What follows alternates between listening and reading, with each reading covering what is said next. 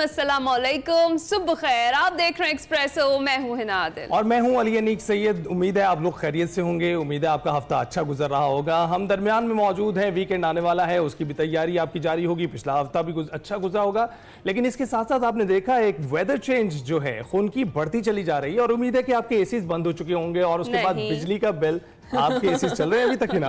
Weather जरूर change हुआ है, लेकिन हाँ अभी प्रॉपरली उस तरीके से नहीं हुआ कि एसीज जो है बंद हो जाए। खासतौर पर दिन के टाइम में ही थोड़ा ऐसा मौसम होता है कि एसी की ज़रूरत पड़ती है और रात में हाल बता उनकी बढ़ जाती है, तो उससे थोड़ा सा महसूस होता है कि भाई अब शायद मौसम चेंज हो गया। लेकिन इतना अनप्रडिक्टेबल वेदर है यहाँ का कि जो खासतौर पर मेरे लिए, मैं जो प्रिडिक्ट करके जाती हूँ, जो मैं पूछती हूँ और बताती हूँ, वैसा कुछ नहीं होता। तो इसलिए फिलहाल तक तो मौसम हल्का फुल्का तब्दील होना शुरू हो गया। आपको सर्दी लगना शुरू हो जाए, गर्मी लगना शुरू हो जाती है, और उनको चलाएं तो आपको सर्दी लगना शुरू हो जाती है। खास ख्याल रखें, मौसम बदल रहा है। मौसम के साथ साथ आपको कई बार डेंगू के हवाले से भी हमने आगाह किया है कि डेंगू भी बढ़ता चला जा रहा है, मरीजों की तादाद बढ़ती चली जा रही है।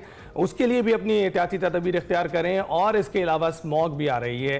अक्टूबर का महीना बहुत खतरनाक होता है, खासतौर पर लाहौर में, तो अपना ख्याल रखिएगा। अभी आगे बढ़ते हैं। जी हाँ, अच्छी खबर है भाई, बल्कि बहुत अच्छी खबर है जो आपके साथ आगाज में ही हम शेयर करने लगे हैं। जी, तारीख रकम हुई है, और तारीख रकम किसने की है? पाकिस्तानी नौजवान कोपेमा शहरोज काशिफ, हमारे अपने शहरोज काशिफ ने 8000 मीटर से बुलंद तमाम 14 चोटियां सर करने वाले कम उम्र तरीन पाकिस्तानी बन गए हैं। माशाल्लाह से शहरोज काशिफ ने यह कारनामा आज 8027 मीटर बुलंद शीशा पंगमा की चोटी सर करते हुए अंजाम दिया। और शहरोज काशिफ सरबाज खान के बाद दूसरे पाकिस्तानी है जिन्होंने तमाम 14 बुलंद तरीन ये जो चोटियां हैं इनको सर किया है। और शहरोज काशिफ का 8000 सर करने का सफर साल 2019 में शुरू हुआ था। सिर्फ 17 साल की उम्र में ब्रॉड पीक को उन्होंने सर कर लिया था, और ये शहरोज की आलमी सतह पर शोहरत का बाइस बनी। और फिर साल 2021 में माउंट एवरेस्ट, मनासलो और केटू की चोटियों को सर कर लिया था। 2022 में शहरोज काशिफ ने कंचनजुंगा, मकालो, नांगा पर्वत, गेशरबरम 1 और गेशरबरम 2 की चोटियों पर पहुंचकर अपनी महारत का मुजाहरा किया था। और गुज़िश्ता साल उन्होंने अन्नपूर्णा, दावला, कैरी और चवाइयों की चोटियों को सर किया था। ये तो चोटियों का नाम लेना इतना मुश्किल है, आप सोचें सर कितना करना कितना मुश्किल होगा। ये कारनामा शहरोज काशिफ ने गुज़िश्ता साल ही सर अंजाम देना था, मगर शीशा पंगमा पर एक हादसा हुआ था और एवलांच और कोपेमाओं की हलाकत की बायस चीन ने कोपेमाओं को मुहिम्मात से रोक दिया था और शहरोज इससे महरूम रह गए थे। वगरना वो दुनिया के कम उम्र तरीन कोपेमा होते और उसका रिकॉर्ड बना सकते थे। ये एक तारीख है जो रकम हुई है और शहरोज ने कर दिखाया है। नामुमकिन कुछ भी नहीं है, सच्ची लगन हो, पक्का जज्बा हो तो सब कुछ मुमकिन नजर आता है। शहरोज से जब भी हमारा राब्ता हुआ, हम इस सफर के बारे में हमेशा की तरह हमेशा एक्सप्रेसो में सबसे पहले आते हैं। जी हाँ, अब भी इस बार भी हम सबसे पहले उन्हें लेंगे। शहरोज चले अभी हमारे साथ मौजूद नहीं है, लेकिन अभी हम बात करते हैं शहरोज के वालिद सलमान काशिफ साहब हमारे साथ मौजूद हैं, प्राउड फादर ऑफ शहरोज। अस्सलाम वालेकुम काशिफ साहब, सबसे पहले तो आपको बहुत बहुत ज्यादा मुबारकबाद। शहरोज ने एक बहुत बड़ा कारनामा सर अंजाम दिया है। हमारी तो फीलिंग्स जो हैं, आप बताएं कैसी फीलिंग्स हैं आपकी? जी बहुत शुक्रिया आपका। और मेरा ख्याल है कि खाली हमें नहीं, ये पूरे पाकिस्तान को, सारी कौम को जो है वो मुबारकबाद मिलनी चाहिए। एक बहुत बहुत बड़ा कारनामा है और इतनी सच छोटी एज में 22 साल की उम्र में, और वो भी स्पेशली लाहौर में, मतलब वी आर फ्रॉम लाहौर, तो वो उठ के जाना और पहाड़ों को इस तरह सर करना, बहुत खुशी हो रही है। और अल्हम्दुलिल्लाह कि उसने अपना उसका ड्रीम था वो उसने पूरा किया। ज़बरदस्त सर, लाहौर है और शहरोज को आपने इस शौक पूरा करने दिया है और आज एक तारीख भी रकम हुई है। क्या कभी कोई ऐसा मोड़ आया कि शहरोज को आपने कहा कि बस अब छोड़ दो, क्या करना है रिकॉर्ड बनाकर, और अगर नहीं तो मोटिवेशन क्या देते रहे? बेसिकली शहरोज जो है वो 11 साल की उम्र से कर रहा है। शायद हो सकता है कि हम लोग कहीं ना कहीं आदी भी हो गए हों इस चीज़ के, लेकिन ज़ाहिरी बात है कि पहाड़ों की जो सख्ती है वो बहुत ज़्यादा है। और बिल्कुल ऐसा हुआ है कि स्पेशली जब नांगा पर्वत का वाक़या हुआ था जिसमें ये फंस गया था, तो वो एक ऐसा लम्हा था कि हम लोगों ने इसको काफ़ी कोशिश की थी मनाने की कि ये छोड़ दे ये कैरियर, लेकिन वो ज़ाहिरी बात है वो एक बहुत अरसा उसने गुजार लिया था।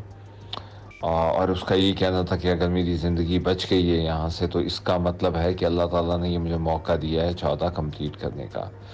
तो आज वो वाकई उसकी बात ठीक थी और आज अल्हम्दुलिल्लाह उसने 14 जो है अपनी चोटियाँ कंप्लीट कर ली हैं। बिल्कुल बिल्कुल सर, पूरी नेशन इस वक्त खुश है और माशाल्लाह से इतना बड़ा कारनामा है शहरोज़ का, हमारे सबके सर फख्र से बुलंद हैं और आपका तो माशाल्लाह से उसमें आपका किरदार भी बड़ा इंपॉर्टेंट है। तो सर शहरोज़ के बहुत सारे फैंस हैं, बहुत सारे चाहने वाले हैं, कोई मैसेज उन्हें आप देना चाहेंगे?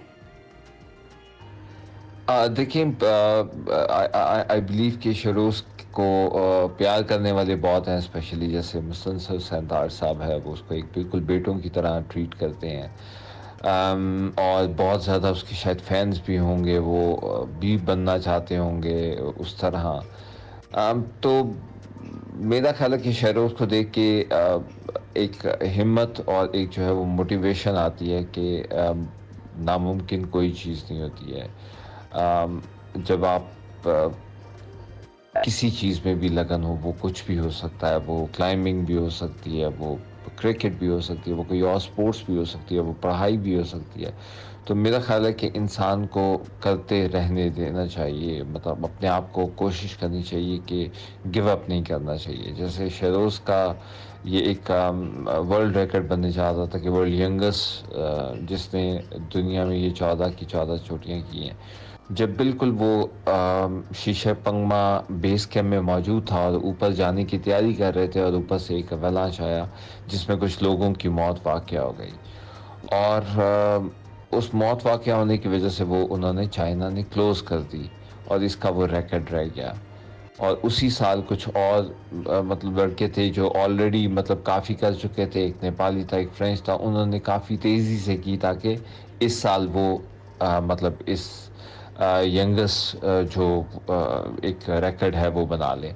तो वो शहरोज़ कहीं भी डीमोटिवेट नहीं हुआ, उसने कहा कि जो मेरी किस्मत में था ठीक है, लेकिन जो मेरा शौक़ है 14 का वो मैंने पूरा करने वाला। आज उसने अल्हम्दुलिल्लाह वो पूरा कर लिया। सर बहुत शुक्रिया, आपने अपनी फीलिंग्स के बारे में हमें बताया। हमारी भी सेम ही फीलिंग्स हैं शहरोज़ काशिफ के हवाले से और हम उम्मीद करते हैं कि वो ऐसे कारनामे मुस्तकबिल में भी सर अंजाम देते रहेंगे।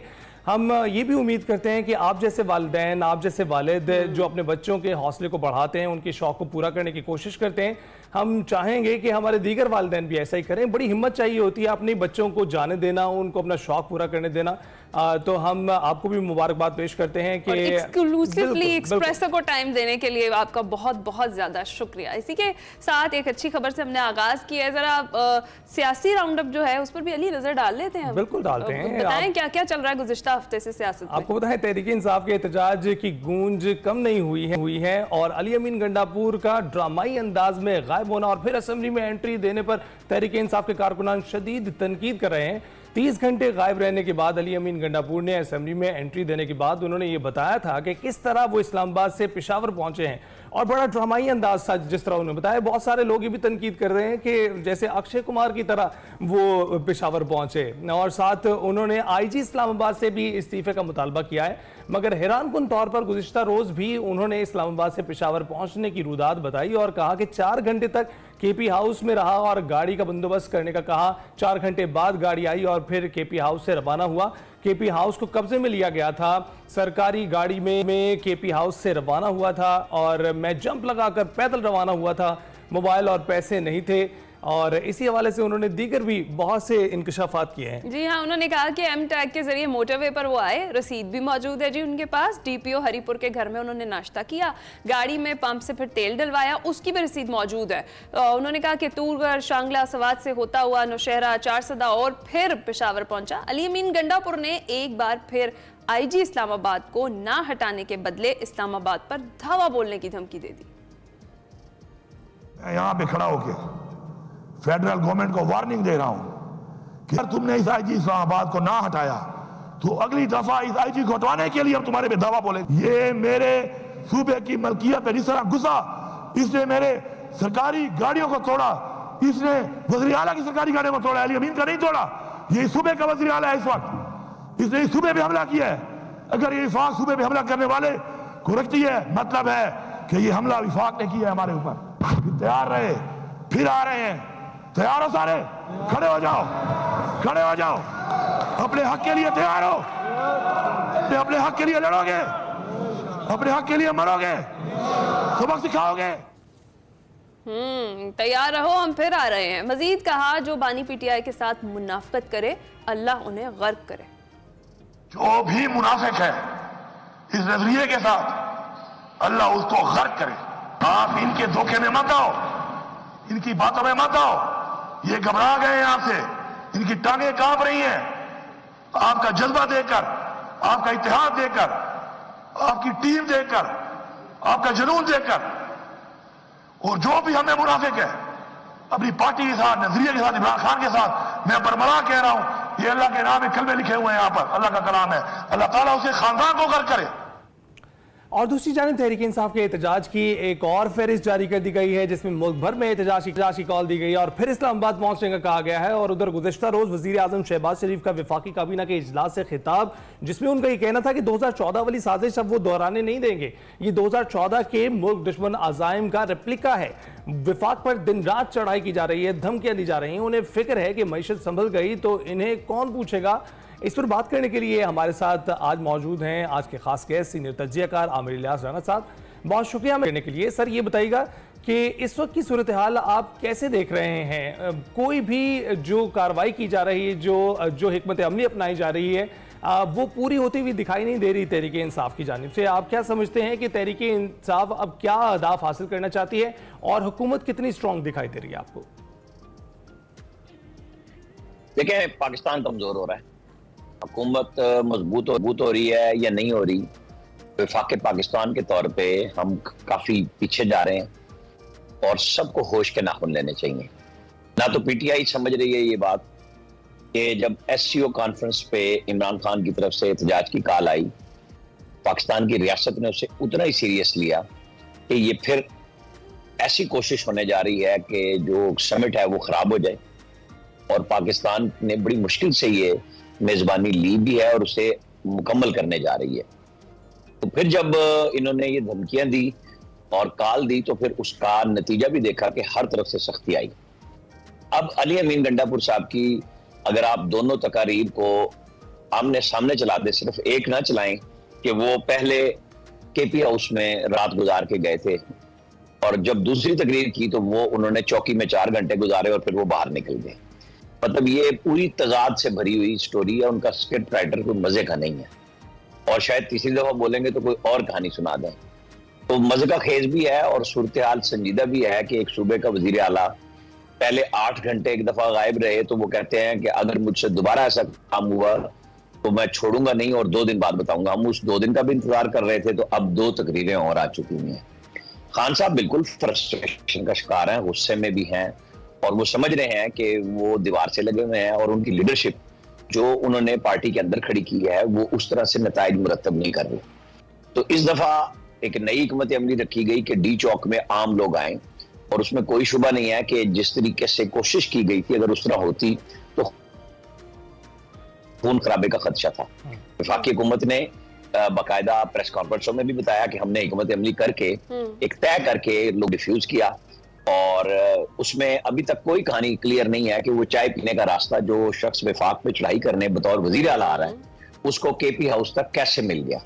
तो जी खान साहब से मिलना शकूक शुबात ही पैदा हो रहे हैं। क्या लगता है क्यों इतना ट्विस्ट जो है वो पैदा किया गया? पहले उनके गायब होने वाला और फिर उसके बाद आके इस तरह से बार बार की वजाहतें क्या प्रूव कर रही हैं चीजें? क्यों अली अमीन गंडापुर जो है वो शकूक शुबात जो है वो अपनी तरफ से खत्म करना चाह रहे हैं लेकिन वो मजीद बढ़ रहे हैं? नहीं, जब आप सच नहीं बताते तो फिर सूरत खराब होती है।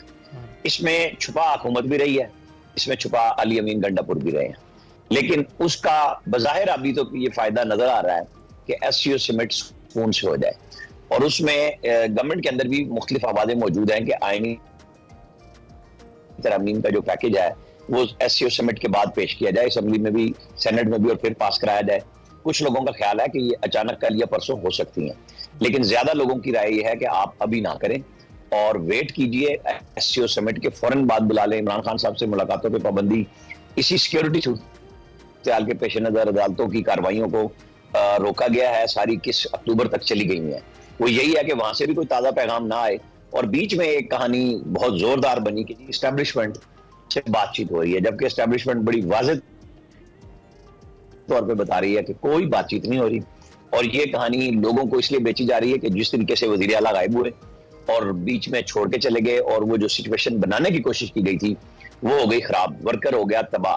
कि वो कहते हैं कि साडा के थिरक, और वर्कर कह रहे हैं कि सानू नहर वाले पुल ते बुला के माई कितने टुर गया, कि सबको बीच मंझधार में छोड़ के सारी पार्टी चली गई।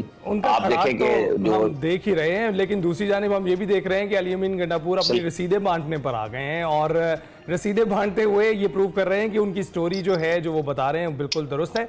लेकिन दूसरी जानिब हम ये भी देख रहे हैं आमिर साहब के बिलावल भुट्टो जरदारी मुस्तकिल तौर पर कड़ी नज़र रखे हुए हैं इस वक्त 25 अक्टूबर पर, और वो चाह रहे हैं कि 25 अक्टूबर से पहले ही आईनी तरामीम जो हैं वो किसी सूरत उस पर अमल दरामद हो जाए। और अभी उनका ये कहना है कि वो ना ज़रूरी है ना मजबूरी है।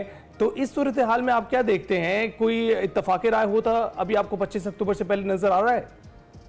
देखिए, इत्तफाक राय आप किसको कहते हैं? एक ये है कि एक तमाम सियासी जमातों को आईनी तरमीम पे मंजूर कर लिया जाए। आप सारा कुछ पीटीआई की मर्जी का करा दें, तब भी वो वोट नहीं देंगे। अब गवर्नमेंट की कोशिश ये है कि मौलाना फजलुर रहमान की मौजूदगी में उनके वोटों के साथ आईनी तरमीम पेश करा ली जाए, और बिल्कुल थोड़े से लोग जो 63A के तहत अगर जरूरत पड़े, वरना जो आजाद अरकान है, जो 8 है इस वक्त, जिसमें बैरिस्टर गौहर और उमर अयूब भी शामिल है, उनमें से 2-3 को तोड़ के, जो किसी भी सुप्रीम कोर्ट के फैसले के नतीजे में किसी पार्टी के अंदर शामिल नहीं हुए, उसके बावजूद कि उनके जरिए आईनी तरमीम करा ली जाए। और इस पे बड़ी तेजी से काम हो रहा है, और गवर्नमेंट के हल्के तो बड़े ये हमें दावे करते हुए नजर आ रहे हैं कि मौलाना फजलुर रहमान के साथ बातचीत हो जाएगी। हो सकता है मुकम्मल आईनी पैकेज ना आए, और उसके अंदर वो उसको कुछ चीजों को जो बहुत जरूरी है, आईनी कोर्ट है और कुछ 2-3 मामलात हैं जिन पे मौलाना फजलुर रहमान से बात हो रही है, और आज शायद मौलाना फजलुर रहमान ने प्रेस कॉन्फ्रेंस भी करनी है, और कुछ चीजों पे वो भी वजाहत देंगे, तो फिर सामने आ जाएगा कि खेल पहुंचा कहां तक है। बहरहाल गवर्नमेंट की कोशिश ये है कि कम से कम मौलाना फजलुर रहमान को साथ रखा जाए, ताकि आगे चल के इमरान खान जो फिर अगर स्ट्रीट एजिटेशन शुरू करना चाह रहे हैं तो वो उसमें उनके साथ ना खड़े हुए। क्योंकि आमिर साहब उसी तरह है कि फिर से दोबारा धावा बोलने का तो कह दिया अली अमीन गंडापुर ने। वो बात तो ये है कि निकले तो वो वज़ीर आज़म के इस्तीफे के लिए थे, अब आईजी के इस्तीफे पर आ गए और कह रहे हैं कि धावा बोलेंगे इस्लामाबाद पर। अब लगता नहीं है आपको कि अब सुलह कर लेनी चाहिए, या फिर हदफ बदला है, टारगेट अभी बदला है उन्होंने, और ये किसी कह ले हिकमत अमली के पेश नज़र ऐसा किया उन्होंने? नहीं, ये तो चीफ जस्टिस के इस्तीफे ले रहे थे, ये आर्मी चीफ के इस्तीफे ले रहे थे, और ये तो पता नहीं किस ट्राइका को फारिग करने के लिए आए थे। तो वो मुतालबा वही मलका बरतानिया वाला हो गया कि जब वो यहाँ पे बताते हैं ना, लोग छेड़ते हैं कि जी वो अंग्रेजों को जरूरत हो गई है दूसरी जंग अजीम में, तो हमारे लोगों ने कहा बात हमारे तक आ गई तो फिर कोई और ही काम कर लें। तो भाई अब आईजी इस्लामाबाद पे आ गए हैं तो कुछ और ही सोच लें। ये इस्तीफे जो है ना एक सर मतलब फिर कुछ यही बात है, सुलह कर लें, कुछ और कर लें, ये बड़ा काम अब इनसे पीछे हट गया। तो आमिर साहब, अब की बार फिर से आप एक बार देख रहे हैं कि हुकूमत दोबारा से कुछ लचक दिखाएगी, क्योंकि जिस तरह का तरीके इंसाफ का भी आपने बताया कि रवैया चल रहा है, तो वो तो उस तरीके से धावा बोलती नजर आ रही है, हाथ बढ़ाती नजर नहीं आ रही। तो गवर्नमेंट कोई लचक दिखाएगी?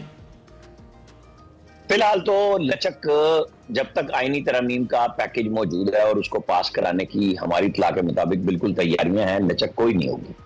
पीटीआई के साथ स्टेट का एक फैसला जो DGISPR ने सुनाया था 7 मई को कि आप माफी मांगे और सिद्ध के दिल से मांगे, उसके बगैर आपसे कोई गुफ्तगू नहीं होगी, और गुफ्तगू भी आपको सियासी जमातों से करनी है। तो आज दिन तक तो यही पोजीशन मौजूद है। बिल्कुल अफवाहें आ रही हैं, बातें आ रही हैं कि जेल में बड़े बड़े लोग इमरान खान से मिल रहे हैं, तो 21 अक्टूबर को सारी बातें सामने आ जाएंगी। एस्टैब्लिशमेंट का बिल्कुल क्लियर कट ये मैसेज मौजूद है कि कोई बातचीत नहीं हो रही इमरान खान से, और उनके लोग तो जाहिर है मिलते ही रहते हैं ना, जो पैगाम रसानी की कोशिश करते हैं। अब सलमान अकरम राजा देखिए, सेक्रेटरी जनरल है पार्टी के, वो कहते हैं मेरे तजर्बे का क्या फायदा अगर मैं रोड पे गिरफ्तार हो जाऊं और जेल चला जाऊं। बताएं, लोगों के बच्चों को लाके आप रोड पे गिरफ्तार करा रहे हैं और आप अपने तजर्बे से फायदा उठा रहे हैं। और आप ये भी देख रहे हैं कि केपी में भी इस वक्त अब आईजी के खिलाफ जो बयानात आ रहे हैं वजीर आला के, वहां पर भी कोई ऊंट किसी करवट बैठता हुआ नजर नहीं आ रहा तहरीक इंसाफ के लिए। और हम ये भी देख रहे हैं कि आईनी तरमीम का जो मसला है, आपने कहा कि वो उस पर जो इत्तफाक राय बहुत आया है, दिखाई दे रहा है, लेकिन ये भी बताइएगा कि हम मौलाना की तरफ से देख रहे हैं मुसलसल, कल भी एक जो है उनकी जानिब से, उनकी पार्टी की जानिब से मुसवदे के हवाले से इख्तलाफात सामने आए हैं। तो आप सोचते हैं कि मौलाना को राम कर पाएंगे? और ये जो नंबर गेम का मामला है, हुकूमत ये नंबर गेम पूरा कर पाएगी? देखिए, मौलाना के साथ गुफ्तगू इसलिए तो हो रही है मुसलसल। नंबर गेम के लिए अभी मैंने आपसे कहा कि हुकूमत की पूरी ख्वाहिश और कोशिश है कि मौलाना फजलुर रहमान उनके साथ खड़े हो, ताकि वो कल को किसी स्ट्रीट एजिटेशन का हिस्सा ना बने और उनको अकेला छोड़ा ना जाए। तो वो जो मिनिमम शराइत पे गवर्नमेंट रजामंद हो सकती है, वो बिल्कुल जा रही है कि कुछ चीजों में कुछ लो और दो की बुनियाद पे मौलाना फजलुर रहमान के वोट जरूर हासिल किए जाएं। अदरवाइज भी आपको पता है कि 63A का फैसला आ चुका है, उसके तहत भी हिकमत अमली पूरी मौजूद है। कल स्पीकर ने भी एक खत लिख दिया है, गो कि अभी तक सुप्रीम कोर्ट में इलेक्शन कमीशन का भी रिव्यू नहीं लगा है, लेकिन स्पीकर ने कल इलेक्शन कमीशन से मुतालबा किया है कि मखसूस नशिस्तें बहाल कर दी जाएं। तो ये कोई इतनी बड़ी बात नहीं है, जहां जब सुप्रीम कोर्ट का फैसला तफसीली फैसला आने के बावजूद अमल दरामद भी नहीं हुआ। हालांकि फैसला ये था कि आप 15 दिन में ये सब कुछ करेंगे, तो फिर आप कुछ भी तवक्को कर सकते हैं कि वो नशिस्तें भी वापस मिल गई। तो 63 है तो फिर आ गया, उसकी भी जरूरत नहीं रहेगी। मखसूस नशिस्तों पे आईनी तरमीम कर ली जाएंगी, फिर जिसने लड़ना है फिर लड़ते रहे। अच्छा, यानी गवर्नमेंट की नजर जो है मखसूस नशिस्तों पर है, लोटों की निस्बत? दोनों सारे ऑप्शंस पे बैक वक्त काम हो रहा है। ये नहीं हो रहा कि छोड़ दिया जाएगा, बल्कि बताया जा रहा है कि हम हर ऑप्शन एक्सरसाइज करेंगे और आईनी तरमीम की तरफ जाएंगे। अच्छा आमिर साहब, ये मौलाना वाले मामले पर हमने देखा कि बज़ाहिर वो जो एक तस्वीर भी सामने आई थी, वो जो ऑल पार्टीज कॉन्फ्रेंस की साइड लाइन पे जो मुलाकात हुई और उसके बाद फिर बज़ाहिर लग रहा था कि सब लोग एक पेज पर हैं, लेकिन फिर हमने देखा कि कामरान मुर्तज़ा जो सेनेटर हैं वो इस चीज़ की तरदीद भी करते हुए नजर आए। उन्होंने कहा कि अभी मुसवदा जो है वो तैयार हो रहा है, वो हो जाएगा, उसके बाद फिर मुसवदा शेयर किया जाएगा। और फिर मौलाना ने यही कहा उन्होंने कि तकरीबन 360 घंटे जो है वो 18वीं तरमीम पर बहस हुई थी, तो इसको इतनी उजुलत में नहीं किया जा सकता, तो डेफिनेटली अपना मुसवदा देंगे और उसके बाद ही फिर कोई पेशरफ सामने आएगी। 18वीं आईनी तरमीम जो है वो एक कम्प्रिहेंसिव पैकेज था 1973 के आइन की बहाली का। अब यहाँ पे 2-3 चीजें सिर्फ तब्दील करनी है, और इस तरह की चीजों में कोई अगर बैकग्राउंड में इत्तफाक राय हो जाए तो कोई जरूरी नहीं है कि बहस लंबी होगी। ये 2 दिन का काम है। वजारत कानून, वजारत पार्लिमानी उमूर तमाम तर तैयारियां अपनी मुकम्मल किए बैठी है। अब मौलाना फजलुर रहमान अगर सिर्फ अपना ही मुसवदा पेश कर दें और वो पीटीआई के करीब तर हो, तो आप ये समझे ना कि एक हफ्ता तो उसमें गुफ्तगू में लग जाएगा ना। एससीओ कॉन्फ्रेंस हो जाएगी कि हाँ जी हम इस पे कबूल करते हैं, इस पे नहीं करते। जब फाइनल होगा ना कि मौलाना फजलुर रहमान क्या फैसला करेंगे, तो कामरान मुर्तज़ा भी आपको वही बात करते नजर आएंगे। वो कहेंगे जो क़यादत का फैसला है फिर मैं तो वही मानूंगा, चाहे वो हक में हो चाहे खिलाफ में। मैं इसलिए कह रहा हूं कि गवर्नमेंट हर उस हिकमत अमली की तरफ जा रही है जिससे रास्ता ये बने कि आईनी तरामीम हो जाए, वो 63A के तहत हो, वो मखसूस नशिस्तों की वापसी से हो, या मौलाना फजलुर रहमान को साथ मिला के हो। आमिर साहब ये भी बताइएगा जरा, कोई लास्ट मिनट हमारे पास है, तो बिलावल भुट्टो जरदारी ने जो अभी मौक़िफ़ बनाया हुआ आदलिया के हवाले से कि उन्हें कोई फ़र्क नहीं पड़ता है कि आदलिया की सरबराही कौन करता है, दूसरी जानिब हम ख्वाजा आसिफ का भी बयान अभी ताज़ा तरीन देख रहे हैं, आपको क्या लगता है कि दोनों पार्टीज फिर एक नुक्ते पर आ सकेंगी? जैसे 3 ऑप्शंस पे गौर हो रहा है ना कि आईनी तरमीम हर सूरत में करनी है, ये उसी तरीकेकार का हिस्सा है कि बहस भी की जाए, गुफ्तगू में भी डाला जाए और लोग इसी तरफ चलते रहें कि बिलावल भुट्टो क्या कह रहे हैं, ख्वाजा आसिफ क्या कह रहे हैं, डराया भी जाए, बताया भी जाए, समझाया भी जाए और मकसद हासिल किया जाए गवर्नमेंट की। पीटीआई की पूरी ख्वाहिश है और कोशिश है कि इसको ब्लॉक कर दिया जाए, चाहे उसमें मौलाना फजलुर रहमान को राम करके किया जाए या सड़कों पे अपनी कुव्वत का इजहार करने के लिए दोबारा जो वो हिकमत अमली अपना रहे हैं उसमें कितने कामयाब होंगे वो आप और हम देखेंगे कि जिन शहरों में इन्होंने कहा है कि हमने एहतजाजी तहरीक चलानी है और मुजाहरे करने हैं, वहां कितनी बड़ी शिरकत लोगों की होती है। साथ ही वो कह रहे हैं कि MNAs को कि कहीं पे भी नजर ना आए, लीडरशिप के बगैर ये एक बहुत बड़ा इम्तिहान नए सिरे से लेके जा रहे हैं। देखिए इस दफा रुए रवां थे अली अमीन गंडापुर, कि इस्लामाबाद पे चढ़ाई करनी है। अब आप डिस्ट्रिक्ट्स में जा रहे हैं 5-7 में कि हम मुजाहरे करने जा रहे हैं और क़यादत को मना कर रहे हैं। एग्जैक्टली बड़ा मुश्किल टास्क होगा इसको पूरा करना। इससे किसी ना किसी हद तक वोटर भी मुतनफर होगा। बहुत शुक्रिया आमिर लियास राना साहब हमारे साथ मौजूद थे। जो मौजूदा सारी सियासी सूरत हाल है इस पर हम बात कर रहे थे। बात वो यही कह रहे थे कि जो सियासी अदम इस्तेहकाम है इसका जो खात्मा है ना डायलॉग के बगैर मुमकिन नहीं है। तो डायलॉग होना हर सूरत में बड़ा ज़रूरी है ताकि इस बहरान का जो है वो खात्मा हो सके। इसके साथ ही एक्सप्रेसो में हम लेंगे छोटी सी ब्रेक। आपने कहीं नहीं जाना क्योंकि आगे आपके लिए बहुत कुछ। We'll be right back.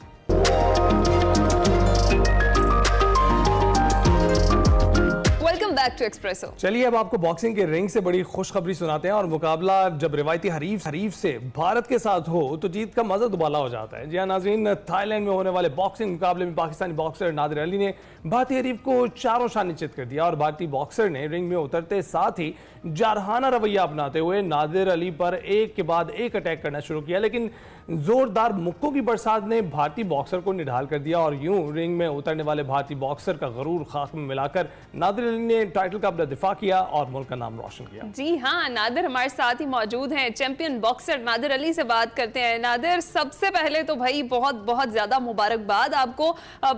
हमें तो भाई जैसे ही कोई ओपोनेंट होता है ना भारतीय, तो हमारी तो वो ख्वाहिश जो है ना जाग जाती है कि इसको हरा के ही रहना है। आपको कैसा महसूस हुआ भारतीय हरीफ को हराकर? खैर मुबारक हो, आपको भी बहुत बहुत मुबारक हो। भारतीय हरीफ को हराकर मुझे बहुत ही अच्छा लग रहा है और मैं आप अंदाज़ा नहीं लगा सकते हैं कितना मुझे प्राउड फील हो रहा है और मैं इतना एनर्जेटिक हूँ कि इसी तरह मैं बहुत सारे इवेंट जीतता रहूँ। बताइएगा कि भारतीय हरीफ से मुकाबला कितना टफ था और रिंग में आप क्या सोचकर उतरे थे?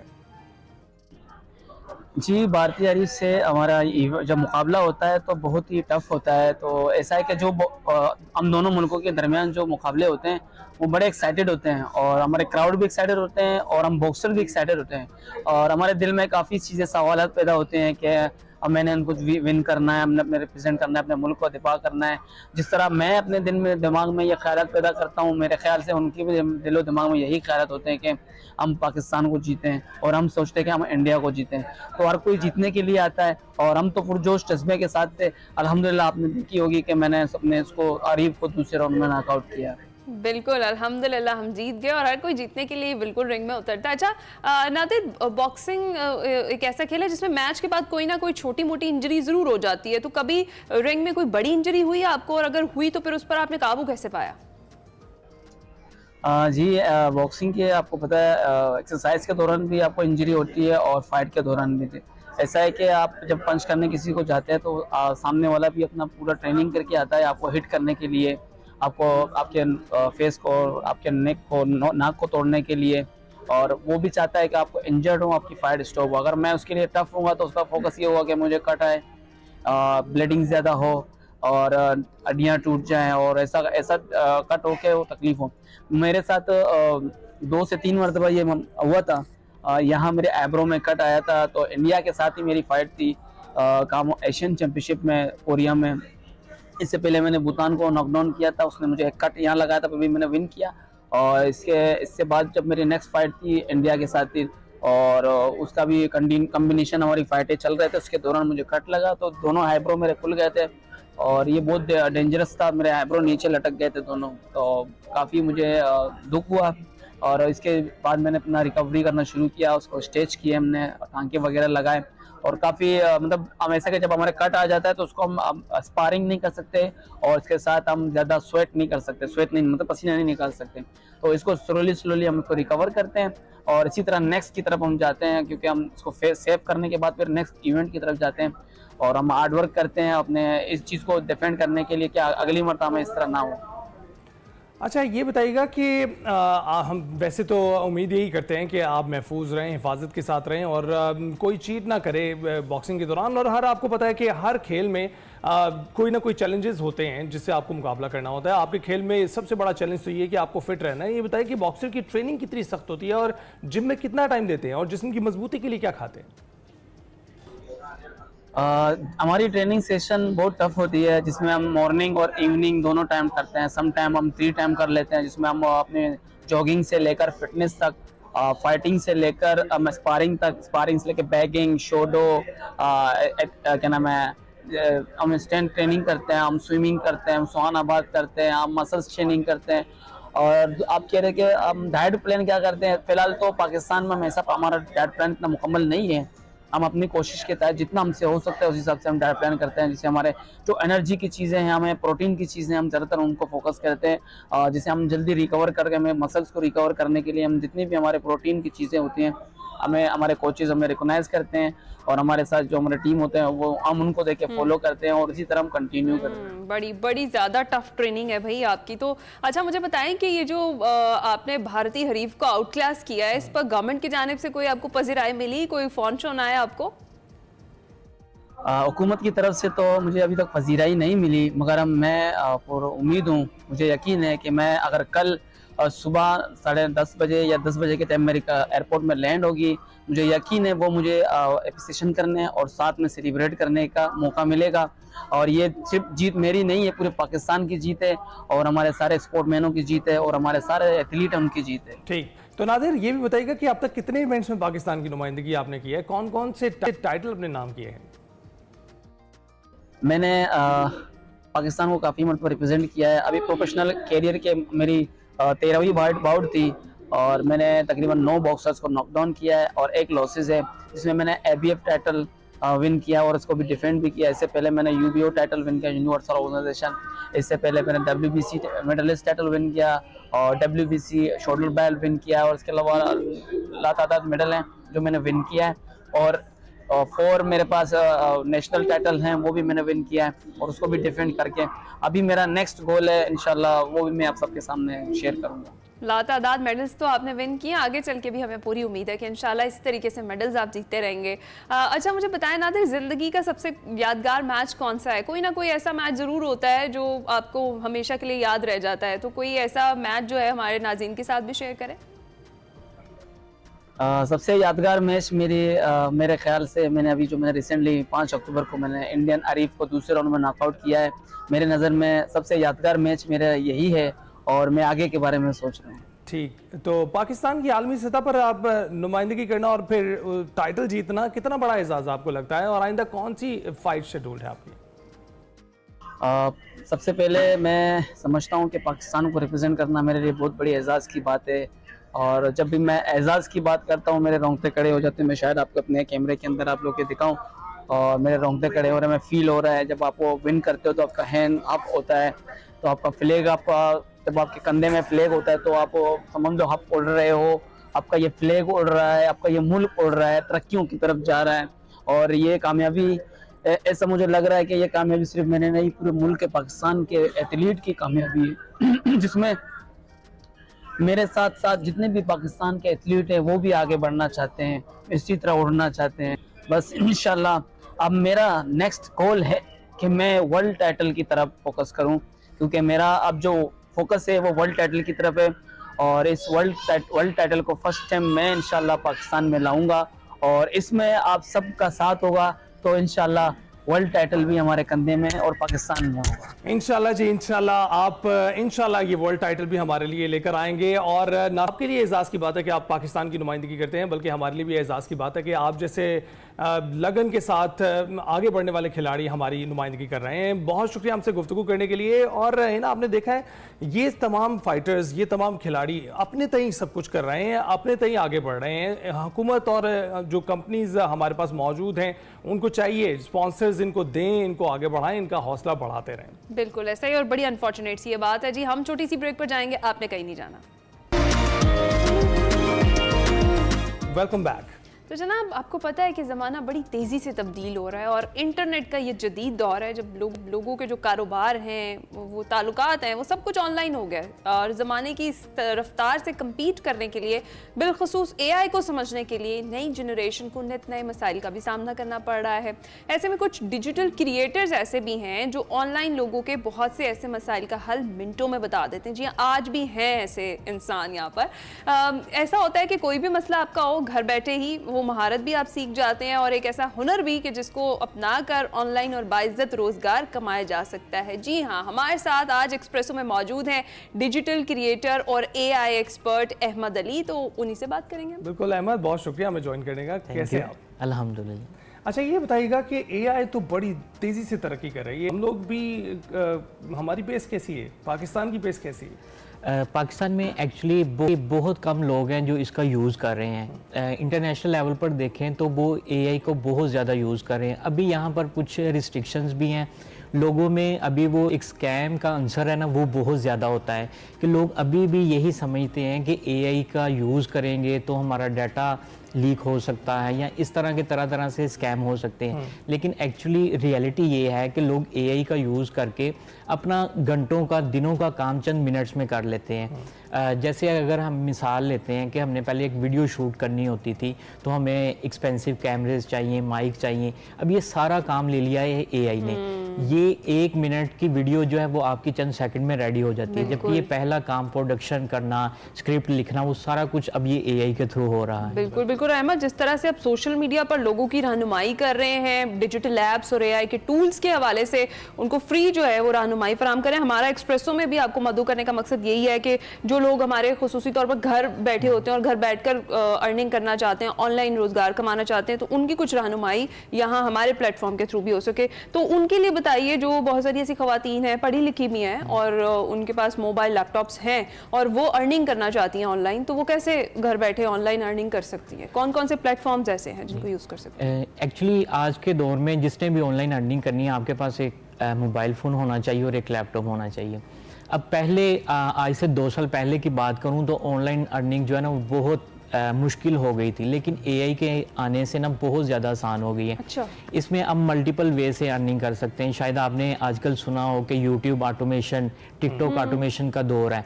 तो लोग क्या कर रहे हैं कि एआई से जनरेटेड वीडियोस पोस्ट करते हैं, बैक एंड पे अपनी कोई भी प्रोडक्ट को लिंक लगा देते हैं, अफिलिएट मार्केटिंग भी करते हैं। एक तो मोनेटाइजेशन से पैसे कमा रहे हैं और दूसरा अफिलिएट मार्केटिंग से पैसे बना रहे हैं।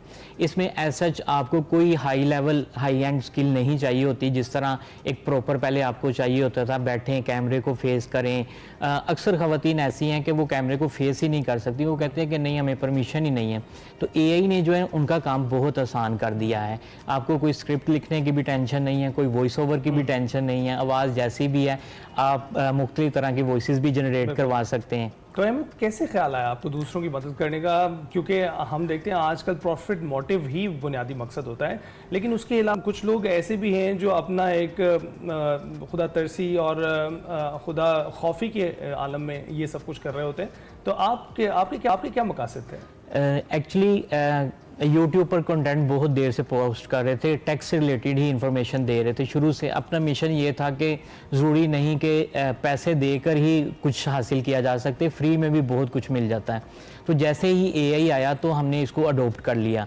अब एआई के इतने ज़्यादा टूल्स आ गए हैं, रोज़ाना एक वीडियो पोस्ट करते हैं नई एआई टूल्स पे। वो बेसिकली लोगों की प्रॉब्लम सॉल्विंग से रिलेटेड ही होता है। नए नए टूल्स आ रहे हैं। जैसे आपको पता है कि जैसे चैटजीपीटी आया था तो उसने बहुत ज़्यादा मार्केट में हाइप क्रिएट की थी।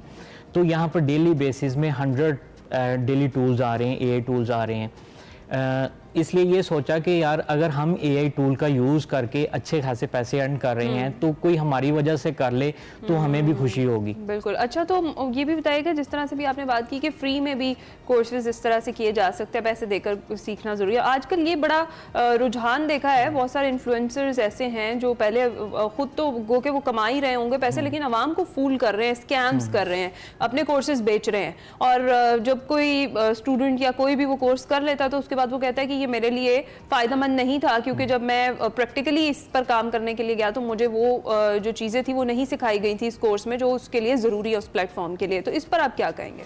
इस पे देखें, जो भी आपको ट्रेनिंग करवा रहे हैं ना, ये एक बात समझ लें, मैं सब व्यूवर्स को कहना चाहता हूँ कि वो जो है ना सिर्फ आपको बेसिक ट्रेनिंग देता है। ठीक है, बेसिक ट्रेनिंग आपको YouTube से फ्री में भी मिल जाती है। अब आप काम कर रहे हैं, जो प्रॉब्लम आपने फेस की है हो सकता है उसने ना की हो, उसको उस प्रॉब्लम का पता ही नहीं होता, तो वो आपको कैसे बताएगा? एट दैट मेंटोर ये करते हैं कि अच्छा ये प्रॉब्लम आ रही है, उनको भी यही कह रहे होते हैं कि आप YouTube कर लें, गूगल कर लें। जब इतने पैसे दे के आप कोर्सेज कर रहे हैं, महंगे कोर्सेज कर रहे हैं, तो मैं सिर्फ स्टूडेंट्स को एक चीज़ कहता हूँ, कोई भी जो ऑनलाइन अर्निंग करना चाहते हैं, मैंने कहा सिर्फ अपनी एक स्किल को इम्प्रूव कर लें। आपको सर्च करना आना चाहिए गूगल से या यूट्यूब से। एक्चुअली देखें, आप यूट्यूब या गूगल पे कोई भी आपको प्रॉब्लम आ रही है तो आप उसको सर्च करें, आपको उसकी प्रॉब्लम का सलूशन मिल जाता है। लेकिन हमारे ये है कि हम जो है ना सर्च करना ही नहीं चाहते। हम चाहते हैं कि कोई मेंटोर मिल जाए। मेंटोर तो आपको बेसिक चीज़ें बताएगा, बेसिक चीज़ें तो आप 10, 15, 20 आधे घंटे का यूट्यूब पर लेक्चर देख के भी सीख सकते हैं। बिल्कुल। तो अच्छा ये बताइएगा कि मेरी छोटी बहन कल मुझे एक टेस्ट के हवाले से बता रही थी और मुझे कहा उसने टेस्ट लेने के लिए, सवाल मैं पूछा था, जवाब वो दे रही थी और कंप्यूटर के मुतालिक था वो, लेकिन उसमें ऐसे सवाल थे कि आप ये कीज़ बताएं, कंट्रोल एक्स तो वो उसको कट करेगा, कंट्रोल कुछ और दबाएंगे वो कॉपी करेगा। ऐसे बुनियादी चीज़ें जिसकी अब शायद ज़रूरत भी नहीं है क्योंकि वो मालूम होती चली जा रही है। अब टच स्क्रीन सिस्टम है और उसके ज़रिए आप ये सारा कुछ कर सकते हैं अपने मोबाइल्स पे। आप क्या सोचते हैं कि 10-15 साल में जब ये नई पौध तैयार होगी, कंप्यूटर सॉफ्टवेयर हार्डवेयर का ज़माना तो इस वक्त चल रहा है, लेकिन अगला ज़माना एआई का है, क्या इसको इनकॉर्पोरेट करने की ज़रूरत है बहुत बुनियादी लेवल पे, या इट्स फाइन वो लोग जब ये मेरी जिस बहन है इनकी जनरेशन बड़ी हो जाएगी तो आप सोचते हैं कि उनको वहाँ पर तालीम हासिल करते हुए कोई प्रॉब्लम नहीं हो? नहीं, एक्चुअली इसमें देखें, एआई ने ज़िंदगी तो आसान की है, चाहे कोई स्टूडेंट हो या प्रोफेशनल हो। जो लोग आज एआई को अडॉप्ट करेंगे उनके लिए आगे वाली ज़िंदगी बहुत ज़्यादा आसान होगी, जो नहीं करेंगे उनके लिए मुश्किल होगी। बहुत सारे आपने ये भी एक कॉन्सेप्ट सुना होगा कि एआई जो है ना ह्यूमन को रिप्लेस कर देगा, ठीक है। बहुत सारी ऐसी वीडियोज़ भी हैं। मैं एक चीज़ कहता हूँ कि एआई रिप्लेस नहीं करेगा। अच्छा। एआई यूज करने वाला बंदा आपको यकीनन रिप्लेस कर दे, क्योंकि उसके पास थोड़ी पावर ज्यादा होगी, उसके पास नॉलेज ज्यादा होगा। यहाँ पर अभी बहुत शायद कोई इंस्टीट्यूट हो जो इस लेवल की ट्रेनिंग करवा रहा हो, जो बता रहा हो कि इस एआई टूल का यूज करके आप ये काम करवा सकते हैं। अब आपने वीडियोस में भी देखा होगा कि एआई न्यूज एंकर आ गए हैं, ठीक है, वो भी ये टेक्नोलॉजी का दौर है। लेकिन अगर जो इनको यूज नहीं करेगा वो बहुत पीछे रह जाएगा। एआई इन्फ्लुएंसर्स भी आ गए हैं उनके, हाँ, एआई इन्फ्लुएंसर आ गए हैं। मैं खुद इस प्रोजेक्ट पे काम कर रहा हूँ। मैंने अपने 2-3 लॉन्च भी किए हैं एआई इन्फ्लुएंसर। अब देखें, जिस तरह मैं यहाँ पर बैठा हूँ, कैमरा वो बिल्कुल रियलिस्टिक लगते हैं, बिल्कुल हाथों की वो तो मूवमेंट देखा उनकी। और मतलब आप जज नहीं कर पाते कि ये एआई जनरेटेड जो है वो पर्सनालिटी अभी इस पे थोड़ी सी क्योंकि अभी स्टार्टिंग है एआई का, तो इतनी हो जाता है। हाँ, थोड़ा सा पता चल जाता है, लेकिन आने वाले वक्तों में ये इतने रियल होंगे कि कोई जज ही नहीं कर सके। ऐसा तो है, ये एक एस्पेक्ट है। दूसरा ये कि हमारी कौम बड़ी जल्दबाजी है, जिस तरह से आपने कहा ना सीख सकते हैं वीडियोस देख के। हम नहीं चाहते इस तरह से सीखना, हम चाहते हैं कि आज ही मैं वीडियो पोस्ट करूं और कल मेरा चैनल मोनेटाइज हो जाए और सब कुछ बस फटाफट से हो जाए और मेरे अकाउंट में पैसे आने शुरू हो जाए। इस पर क्या कहेंगे? इसके लिए भी मेहनत की दरकार होती है और अपने जो भी आप, अगर आपका यूट्यूब का चैनल है तो उसके लिए आपको वीडियो पोस्टिंग जो है उसका एक एल्गोरिथम होता है, उसको फॉलो करना कितना जरूरी है, इस पर भी जरा बताइए। मैं आपकी इस बात से एग्री करता हूँ कि लोग जो है ना बहुत जल्दबाज है। वो समझते हैं कि अगर इसने की ये कामयाब हो गया तो मैंने भी आज पोस्ट की तो मैं हो जाऊंगा। इसमें मिसकॉन्सेप्ट ये है लोगों का। देखें, कोई भी आप प्लेटफॉर्म पर वीडियो अपलोड कर रहे हैं ना, तो पहले 3 महीने तो उसको पता ही नहीं होता कि आपका कंटेंट किस चीज़ से रिलेटेड है, ठीक है। उसके एल्गोरिथम, उसके बोर्ड्स आपको जज करते रहते हैं। वो देखते हैं कि यार ये बंदा कितना कंसिस्टेंट है कि डेली पोस्ट कर रहा है। अब मैं आपसे डेली मिलूंगा तो मेरी इंटरेक्शन ज़्यादा हो जाएगी बनिस्बत कि मैं एक दिन। तो ये सारे प्लेटफॉर्म भी इसी पे वर्क करते हैं। जो डेली पोस्ट करेगा, जो वहाँ पर कमेंट्स और लोगों का जवाब देगा, वो बेसिकली उनके ए बोर्ड्स देखते रहते हैं। एक्चुअली पहले 3 मंथ तो अपने कोई भी आप चैनल बनाते हैं टिकटॉक, इंस्टाग्राम पे, उनको उसको बताना पड़ता है कि भाई मेरा ये ऑडियंस है, ये मेरा कंटेंट है। वो फिर आपको एनालाइज करता है, फिर आपकी वीडियोस को बूस्ट मिलता है। अच्छा, चलें ये बताएं कि फिर YouTube पर अब जो काम करने वाले लोग हैं, जैसा आपने बताया कि consistency is one of the components, तो आपको क्या लगता है कि अभी जो इन्फ्लुएंसर्स आ रहे हैं या अपन खुद को मनवाने की कोशिश कर रहे हैं, उनको कौन से टूल्स एआई के इस्तेमाल करने चाहिए? और दीगर तो आपको पता ही है, कैमरे की ज़रूरत होती है, माइक की ज़रूरत होती है, लेकिन एआई किस तरह से हेल्प कर सकता है उन इन्फ्लुएंसर्स को? इस पे देखें, सबसे पहले तो जो मैं खुद बहुत लाइक करता हूँ, मैं इसको यूज़ करता हूँ, वो तो है चैट जीपीटी। इसमें आपको देखें, अगर आपको समझ नहीं लग रही कि आपने किस पे वीडियो बनानी, वो आपको आइडियाज़ भी दे देता है। अब तो मल्टीपल नए नीशेस भी आ गई हैं एआई के आने के बाद कि आप इस नीश पे आप काम कर सकते हैं। सबसे पहले तो आपको चैट जीपीटी को यूज़ करना आना चाहिए, सिंपल है, इसको कोई ऐसा मुश्किल भी नहीं है। उसके बाद अगर आपने फेसलेस वीडियोज़ बनानी है, ठीक है, इसके लिए मल्टीपल टूल्स हैं, ठीक है, जिनको यूज़ करके आप इजीली वीडियोस जनरेट कर सकते हैं। आपने अवतार हेजन एक टूल है, ठीक है, एकोल एक टूल है, ठीक है, इस तरह बहुत सारे टूल है। इवन कि आप खुद का अवतार भी क्रिएट कर सकते हैं। एक चीज़ ये है कि जैसे मैंने 20 सेकंड की वीडियो रिकॉर्ड की है अपनी, मैंने हाथों की मूवमेंट मैंने सेट कर ली है, वो एआई एनालाइज खुद ही करेगा। मैंने उसको स्क्रिप्ट लिख के दे दिया टेक्स्ट फॉर्म में, या वॉइस ओवर मैंने अपने करके दे दी, वो उसको खुद ही मेरी लिप के साथ सिंक भी करेगा, ठीक है, मेरे हाथों की मूवमेंट को भी एडजस्ट करेगा, मेरे कैमरा एंगल को भी एडजस्ट करेगा। तो ये उनके लिए बहुत आसान है जो आज भी फेसलेस चैनल स्टार्ट करना चाहते हैं। अच्छा अहमद, बिल्कुल सेगमेंट का इख्तिताम हो रहा है, ये आपका कैमरा है और इधर आपकी बैठी है बहुत सारी ऑडियंस जो इनिशियली जिनको दरकार है कि हमें कोई गाइड कर दे कि हम किस प्लेटफॉर्म पे जाएं अगर हमने स्टार्ट ही करना है। एआई है या फिर सोशल मीडिया का कोई भी प्लेटफॉर्म है जहाँ से हम स्टार्ट करके इनिशियली हम अर्निंग कर सकते हैं काम करने। तो इस 30 सेकंड्स में जरा आवाम को बता दें कि क्या करना है। मैं सबसे पहले तो ये कहना चाहता हूँ कि अगर आपने सोच लिया है तो आज ही स्टार्ट कर दें। सबसे पहले तो आपने टिकटॉक, इंस्टाग्राम, फेसबुक, यूट्यूब, इन सारे प्लेटफॉर्म पर अपनी वीडियोस पोस्ट करनी है। अगर आपने एआई से जनरेटेड वीडियोस भी बनानी है, यहाँ पर अब आप ये भी सोच रहे होंगे कि एआई से जनरेटेड वीडियोस मोनेटाइज नहीं होती, तो भाई बिल्कुल होती हैं। जो कहते हैं कि नहीं होती वो गलत आपको बता रहे हैं। बहुत सारे टूल्स हैं जिनको यूज़ करके आप फ्री वीडियोस क्रिएट कर सकते हो। अगर आप अच्छे लेवल पर जाओगे तो आपको थोड़े से पैसे खर्च करने पड़ेंगे जी। आप यहाँ पर बड़ी अच्छी वीडियोस क्रिएट करके अपने चैनल को मोनेटाइज कर सकते हो और एफिलिएट मार्केटिंग करके खुद को ग्रो कर सकते हैं। अहमद, बहुत शुक्रिया हमसे गुफ्तगू करने के लिए, हमारे नाज़रीन को बताने के लिए कि वो किस तरह से आगे बढ़ सकते हैं एआई का इस्तेमाल करके। बहुत से लोग मुख्तलिफ प्लेटफॉर्म्स पर एआई का इस्तेमाल कर सकते हैं कंटेंट जनरेशन में और अपने एडवर्टाइज बनाने में। अहमद से डायरेक्ट कांटेक्ट भी कर सकते हैं, अपने सोशल मीडिया पर लोगों को फ्री जो है वो रहनुमाई भी फराहम करते हैं उनके जो इस तरह के डिजिटल क्रिएशंस है उसके हवाले से। ब्रेक लेते हैं। जी हाँ, हम ब्रेक लेते हैं, कुछ देर में वापस आते हैं। प्रोग्राम के दूसरे हिस्से में खुशामदीद जी। मैच भी शुरू हो चुका है और मैच पर डिटेल डिस्कशन भी हम करेंगे आगे चलकर। फिलहाल हम शामिल करते हैं सेगमेंट माइंड मैटर्स, जिसमें डॉक्टर कमल खालिद बता रही हैं कि मलिका नूर जहां अपनी 22 साल बेटी के साथ लाहौर क्यों मुंतकिल हुई। आइए जरा जानते हैं।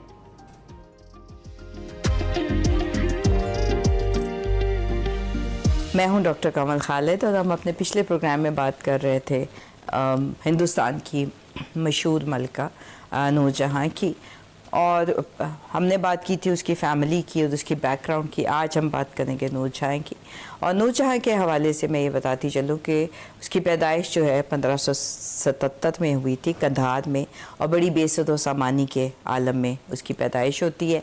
और उसके बाद वो एक काफ़िले के साथ अपने वालिद के साथ और अपनी वालदा के साथ जो है वो हिंदुस्तान में आ जाती हैं। और हिंदुस्तान में आने के बाद उनके वालिद जो है गयास बेग, उनको अकबर के दरबार में मुलाजमत मिल जाती है, और उसके बाद वो खातून जो हैं उनको बच्ची को एक बड़ी अच्छी ट्रेनिंग दी जाती है। अब यहाँ पर कहानियाँ भी हैं, किस्से भी हैं, हकीकतें भी हैं। किस्से तो ये कहते हैं कि नूरजहां को, जो कि उस वक़्त महदुन्निसा है, जहांगीर ने लाहौर में रावी के दरिया पे उसकी जब पहली मरतबा उस पर नज़र पड़ी तो ये ख़ातून जो है इन्होंने सफ़ेद लिबास पहना हुआ था और इनकी सफ़ेद ही बोट थी जिसमें कि ये ट्रैवल करती हुई उनको दिखाई दी। और कहते हैं कि जी तभी इनको इश्क हुआ, लेकिन अकबर जो है वो उनके वालिद उनको ये कुछ ऐसी बात पसंद नहीं आई, और अकबर ने महदुन्निसा की शादी अपने एक जर्नैल जो है अली कुली ख़ान के साथ कर दी और ये बंगाल चली गई। इसमें कितनी हकीकत है इसके बारे में हमें कोई ऑथेंटिक इत्तला नहीं मिलती, और ये जब बंगाल चली जाती हैं तो वहाँ पर ये रहती हैं अपने ख़ावंद के साथ, और इनकी शादी जो है 1594 में होती है, और फिर वहाँ 1605 में ये एक बेटी को जन्म देती हैं जिनको कि लाडली बेगम के नाम से जाना जाता है। उसके कुछ अरसे के बाद 1605 में जब जहांगीर हुकूमत में आता है तो ये इनके ख़ावंद अली कुली ख़ान को शेर अफगन का खिताब देता है। उसकी हमें एग्जैक्ट वजह नहीं जानते, लेकिन कहा जाता है कि गालिबन जहांगीर की जान इसने किसी लड़ाई या शिकार में शेर से बचाई थी, तो इसलिए इसे शेर अफगन खान का खिताब दे दिया जाता है। अब आप ये देखिए कि जहांगीर के और अली कुली ख़ान के बहुत अच्छे ताल्लुकात हैं कि उसको एक इतना शानदार खिताब दिया गया।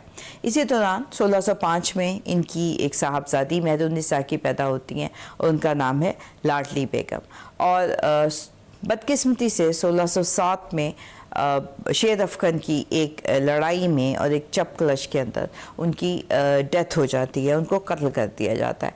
इस कत्ल में भी कुछ लोग कहते हैं कि जी जहांगीर का हाथ था, क्योंकि वो महरुन्निसा को पसंद करता था, लेकिन फिर हमें तारीखी शवाहद नहीं मिलते जो इसको सेकंड कर सकें, क्योंकि अली कुली ख़ान शेर अफगन जहांगीर का एक बड़ा पसंदीदा जर्नैल था और उसने उसके लिए बहुत सी जंगें भी लड़ी। तो ये सोचना बड़ी दस कयास लगता है कि वो अपने एक अच्छे जर्नैल को और एक अच्छे सिपाही को इस तरह से कत्ल करवाएगा। बहरहाल 1607 में महरुन्निसा जो हैं ये बेवा होके तो इनको वापस मुगलिया दरबार में बुला लिया जाता है और आगरा के हरम में इन्हें रखा जाता है। अब यहाँ पर एक बात मैं वाज़े करती चलूँ कि हरम से मुराद एक बहुत बड़ा ख़वातीन का सेटअप था, जिसमें कि मुगलिया ख़ानदान की तमाम ख़वातीन और उनकी रिश्तेदार रहा करती थीं। इसके साथ साथ जो कोई बहुत अहम जर्नैल होते थे जिनके ख़ानदानों को उनके खामन या बाप के मरने के बाद कोई ख़तरा होता था, उनको भी बादशाह अपनी प्रोटेक्शन में ले लेते थे।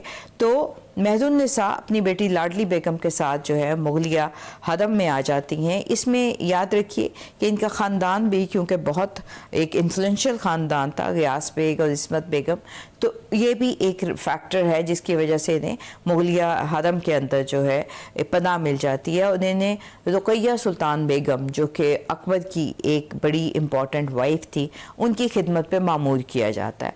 अब ये खिदमत पे मामूर ये ना समझिएगा कि वो उनके कपड़े धोती थी और बर्तन धोती थी, बल्कि एज अ कंपेनियन महरुन्निसा उनके साथ रहीं और रुकैया सुल्तान बेगम महरुन्निसा को बहुत ज़्यादा पसंद करती थी। इसी दौरान में 1611 में 1611 में एक कहा जाता है मीना बाज़ार में जहांगीर की नूरजहाँ पे नज़र पड़ती है और उसको ये ख़ातून इतनी पसंद आती हैं कि वो उनको शादी का पैगाम भेजता है और 1611 ही में इन दोनों की शादी हो जाती है। और जब इनकी शादी होती है तो जहांगीर इनको नूर महल का खिताब देते हैं और उसके कुछ अर्से के बाद 1616 में इनको नूरजहाँ का खिताब दे दिया जाता है। अब जिस वक़्त नूरजहाँ या महरुन्निसा एंटर होती हैं मुगलिया दरबार में, तो मुगलिया दरबार में इस वक्त मेजॉरिटी जो ख़वातीन हैं वो राजपुताने की बड़ी इन्फ्लुएंशियल ख़वातीन हैं। चुनांचे मुगलिया दरबार का मिजाज जो था वो बहुत हद तक राजपुताना का जो कल्चर था उससे डोमिनेट कर रहा था। नूरजहाँ के आने से उस कल्चर में एक बहुत बड़ी चेंज ये आती है कि अब यहाँ पर पर्शियन ईरानी रंग जो है वो नज़र आता है, क्योंकि आप जानते हैं कि नूरजहाँ बुनियादी तौर पे ईरानियन नस्ल थी। इसके अलावा इस खातून की अपनी जो सोफिस्टिकेशन का आलम था वो भी मुगलिया दरबार में बहुत ज़्यादा उसका हमें एक असर दिखाई देता है। आज के प्रोग्राम में हम उनकी जो कल्चरल कंट्रीब्यूशन है उस पर बात करेंगे। जो उनका पॉलिटिकल रोल था उस पर मैं इंशाल्लाह अगले प्रोग्राम पे बात करूँगी। अब यहाँ ये देखा जाए कि इन्होंने आके जो मुगलिया मुख्तलिफ़ किस्म के फंक्शंस होते थे उनका आप सोचिए कि रंग ढंग ही बदल दिया। और उसमें एक बड़ा इंटरेस्टिंग काम इन्होंने ये किया कि ये जो फंक्शंस किया करते थी वो फंक्शंस बहुत ख़ूबसूरती के साथ ये डिज़ाइन करती थी। और इस खातून के साथ एक जो चीज़ मैंने जो ऑब्ज़र्व की कि ग़ालिबन इन्हें सफ़ेद रंग और इन्हें सिल्वर बहुत पसंद था, चांदी का जो था। चुनांचे इनके फंक्शंस ऐसे किए जाते थे जिनमें कि सिर्फ सफ़ेद रंग का इस्तेमाल होता था और वो चांदी का जो है वो जेवर पहना जाता था, सोने का जेवर नहीं पहना जाता था। तो आप समझ सकते हैं कि मैंने अपने नूरजहाँ के प्रोग्राम के लिए ये सफ़ेद लिबास और ये थोड़ा चमकता सा सिल्वर इसलिए पहना कि I wanted to associate with हाँ।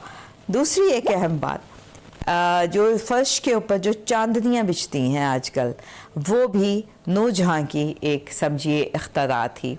फिर एक मौके के ऊपर इन्होंने हाथियों पे बड़े खूबसूरत कवर्स डाले हुए थे, तो जहांगीर ने कहा कि ये इतने महंगा मटेरियल तुमने क्यों इस्तेमाल किया। तो इन्होंने बताया कि जो मुख्तलिफ़ उमरा की तरफ से हमें न्याज आती थी या तोहफे आते थे तो उनके ऊपर जो कवर होते थे तो वो उनको मैंने इकट्ठे मिला और उनका कोलाज बना के उन्होंने उस पर हाथियों के लिए इस्तेमाल किया। दीवारों के ऊपर ये फूल लगवाया करती थी और वो फूल इस नफासत से लगते थे कि लगता था दीवार के ऊपर फूल जो है वो उगे हुए हैं। इसके अलावा इन्होंने सेमी प्रेशस स्टोन्स के पर्दे जो होते थे वो कमरों के बीच में एज अ डिवाइडर इन खातून ने इस्तेमाल किए। इसके अलावा इन खातून ने टेक्सटाइल्स में जो है बहुत बड़ा इनका कंट्रीब्यूशन है। अब टेक्सटाइल को जब हम देखने शुरू करते हैं तो इनके ज़माने में एक में मटीरियल नज़र आता है जिसको कहते थे पंचतोला या पंचतोलिया। 5 तोले का तोला जो है आपको पता है एक मेजरिंग टूल होता है और उसके साथ जो है मये, तो वो जो कपड़ा था उसका वज़न जो था वो 2.5 से 5 तोले तक होता था। इसके अलावा इन्होंने एक बदला जो है वो एक कमखाब होता था जिसमें सिल्वर धागा होता था। फिर एक चीज़ इन्होंने इंट्रोड्यूस की, इसको किनारी कहते हैं। किनारी जो है वो भी एक सिल्वर धागे के साथ जो है वो बनाई जाती थी। अब आप ये देखिए कि आपको बार बार सिल्वर और सफ़ेद की जो रेपिटिशन है वो नूरजहाँ की यहाँ नज़र आएगी। दुदामी एक ख़ास किस्म का कपड़ा था जिसको कि मुख्तलिफ स्कर्ट्स बनाने के लिए इस्तेमाल किया करते थे, जिसमें फ्लोरल पैटर्न था। ये भी नूरजहाँ के साथ मंसूब किया जाता है। मुज़लिन का इस्तेमाल जो है वो नूरजहाँ ने बेतहाशा किया। उसके अलावा जो लिबास हैं हमारे उसमें पिशवाज़, चूड़ीदार, गरारा, अटकली कुर्ते, ये भी नूरजहाँ के साथ जो है इनको एसोसिएट किया जाता है। एक और बड़ा दिलचस्प काम नूरजहाँ ने किया और वो ये कि she was very much into anthropology. वो लोगों की वेलफेयर के लिए बहुत काम किया करती थी। इसके साथ साथ और फिलंथ्रॉपी पे भी इनका बहुत ज़्यादा बिलीव था और इसलिए उन्होंने एक लिबास जो है वो इंट्रोड्यूस करवाया जिसको हम नूर महली के नाम से याद करते हैं। नूर महली एक ऐसा लिबास था जो दूल्हा और दुल्हन को पहनाया जाता था और ये वो लिबास था जो बहुत एक्सपेंसिव नहीं होता था। बड़ा इसकी एक सस्ती सी कहा जाते हैं कि वैल्यू थी फाइनेंशियली। कहते हैं कि ये लिबास 25 रुपए में उस दौर में तैयार हो जाता था, लेकिन उसकी आन बान इतनी हसीन होती थी कि लोग बड़े शौक़ से जो है वो उसको पहना करते थे। ये तमाम कॉन्ट्रीब्यूशंस जो हैं उस खातून के हैं जो कि बहुत ज़हीन और she had a huge aesthetic sense, और ये एस्थेटिक सेंस जो है मुगलिया दरबार में हमें जा बजा दिखाई देती है। इसके साथ साथ ये खातून she was a great architect और आर्किटेक्चरल डिज़ाइंस में पहले इनके अपने वालिद साहब का मकबरा एतमादुद्दौला का, गियास बेग का, फिर उसके साथ साथ इनके भाई का मकबरा आसिफ जाह का, जहांगीर का मकबरा, इन तमाम मकाबिर के बारे में कहा जाता है कि इन्होंने उसकी कंस्ट्रक्शन सुपरवाइज़ की और उनमें एक जो टेक्निक इस्तेमाल हुई जो कि सबसे पहले गियास बेग के हमें मकबरे में दिखाई दी और वो थी प्यात्रा द्योरा की टेक्निक। प्यात्रा द्योरा की टेक्निक जो है वो मार्बल में सेमी प्रेशस और प्रेशस स्टोन्स को इनले किया जाता है। हिंदुस्तान में प्यात्रा द्योरा की टेक्निक का एक जो बहुत खूबसूरत और अर्लीस्ट एग्जाम्पल जो वो मिलती है वो हमें नूरजहाँ के वालिद गियास बेग यानी एतमादुद्दौला के मकबरे से मिलती है, जिसके बारे में मैंने पिछली मरतबा भी बताया था कि इसको बच्चा ताज कहा जाता है क्योंकि ये ताज महल की डिज़ाइन के ऊपर बना हुआ है, बल्कि बाद में ताज महल इसके डिज़ाइन के ऊपर बना। इन तमाम चीज़ों को सुपरवाइज़ करने वाली जो थी वो नूरजहाँ थी। और जब हम इतनी उनके बारे में पढ़ते हैं और उनके इतने कॉन्ट्रीब्यूशंस के बारे में पढ़ते हैं तो एक बात जो है हम बड़े कॉन्फिडेंस से कह सकते हैं कि that was a woman of many talents, और उसका एक बड़ा अहम टैलेंट था और वो था मुगलिया हुकूमत की सियासत में इसका बड़ा ही इफ़ेक्टिव रोल रहा। वो रोल क्या था उस पर हम बात करेंगे अगली किस्त में। Welcome back. चले रुख करते हैं मुल्तान का, जहां इस वक्त पाकिस्तान का मुकाबला इंग्लैंड टेस्ट जारी है। तीसरा रोज है और दूसरे दिन के इख्तिताम पर 1 विकेट के नुकसान पर 96 रन बना लिए थे। ऑली पॉप 0 पर आउट हुए थे, नसीम शाह का शिकार बने थे। और दूसरे रोज पाकिस्तान ने अपनी पहली नामुकम्मल इनिंग्स का आगाज 4 खिलाड़ी आउट से किया था। 328 रन बनाए थे और सलमान अली आगा ने 3 छक्कों और 10 चौकों की मदद से नाकाबिल शिकस्त 104 रन बनाए थे। और ऑलराउंडर की ये टेस्ट करियर की तीसरी सेंचुरी है और उन्होंने 1000 रन भी मुकम्मल कर लिए हैं। सऊद शकील अपनी इनिंग्स को ट्रिपल फिगर्स में तब्दील नहीं कर सके थे और 82 रन पर आउट हो गए थे, जबकि कौमी टीम अपनी पहली इनिंग्स में 556 रन का पहाड़ खड़ा करके आउट हुई थी। और इंग्लैंड की बात करें तो जैक लीच ने 3, कार्स और टिंगसन ने 2 खिलाड़ियों को पवेलियन भेजा था। पहली इनिंग्स के जवाब में मेहमान टीम ने 1 विकेट के नुकसान पर 96 रन बना लिए थे। तीसरे दिन का खेल जो है वो शुरू हो चुका है और गालिबन 113 पर 1 आउट जो है इंग्लैंड का चल रहा है। ये जो सारी सिचुएशन है मैच की, इस पर डिस्कशन कर लेते हैं। सलीम खालिक साहब, सीनियर स्पोर्ट्स सज्जाकार हमारे साथ मौजूद है। अस्सलाम वालेकुम सलीम खालिक साहब, कैसे हैं आप? वालेकुम अस्सलाम। सर, ये जो मैच आप हाँ, यही जो पहाड़ जैसा हदफ जो है मुकर्रर कर दिया पाकिस्तान ने, कह लें कि रन्स का माउंट एवरेस्ट खड़ा कर दिया है, जीत के लिए काफी होगा ये? नहीं, देखें दूसरी टीम भी तो देख रही है, उसी पिच पे खेल रही है ना, जिसको एक इंग्लैंड के क्रिकेटर ने कहा रोड, एक ने कहा कारपेट, और सब इसी तरह की बातें कर रहे हैं। तो बिल्कुल सीधी पिच है, बड़े मजे से इंग्लैंड के बैट्समैन भी खेल रहे हैं, तो स्कोर तो इनका भी होगा। बिल्कुल, तो हम आज के अभी देख सकते हैं सिर्फ ऑलीपॉप ही आउट हुए हैं और अभी विकेट गिरना मुश्किल हो गई है। एक 74 पे खेल रहे हैं, दूसरे 34 पे खेल रहे हैं। और ऑलीपॉप का आपने कैच देखा होगा, क्या शानदार एक्स्ट्राऑर्डिनरी कैच, एक्स्ट्राऑर्डिनरी कैच था। और बैन डकेट जो है वो इंजरी की वजह से नहीं आ सकते, वरना वो तो इससे भी तेज खेलते हैं। आपने देखा होगा कल इंग्लैंड ने तकरीबन 5 की औसत से रन्स बनाए।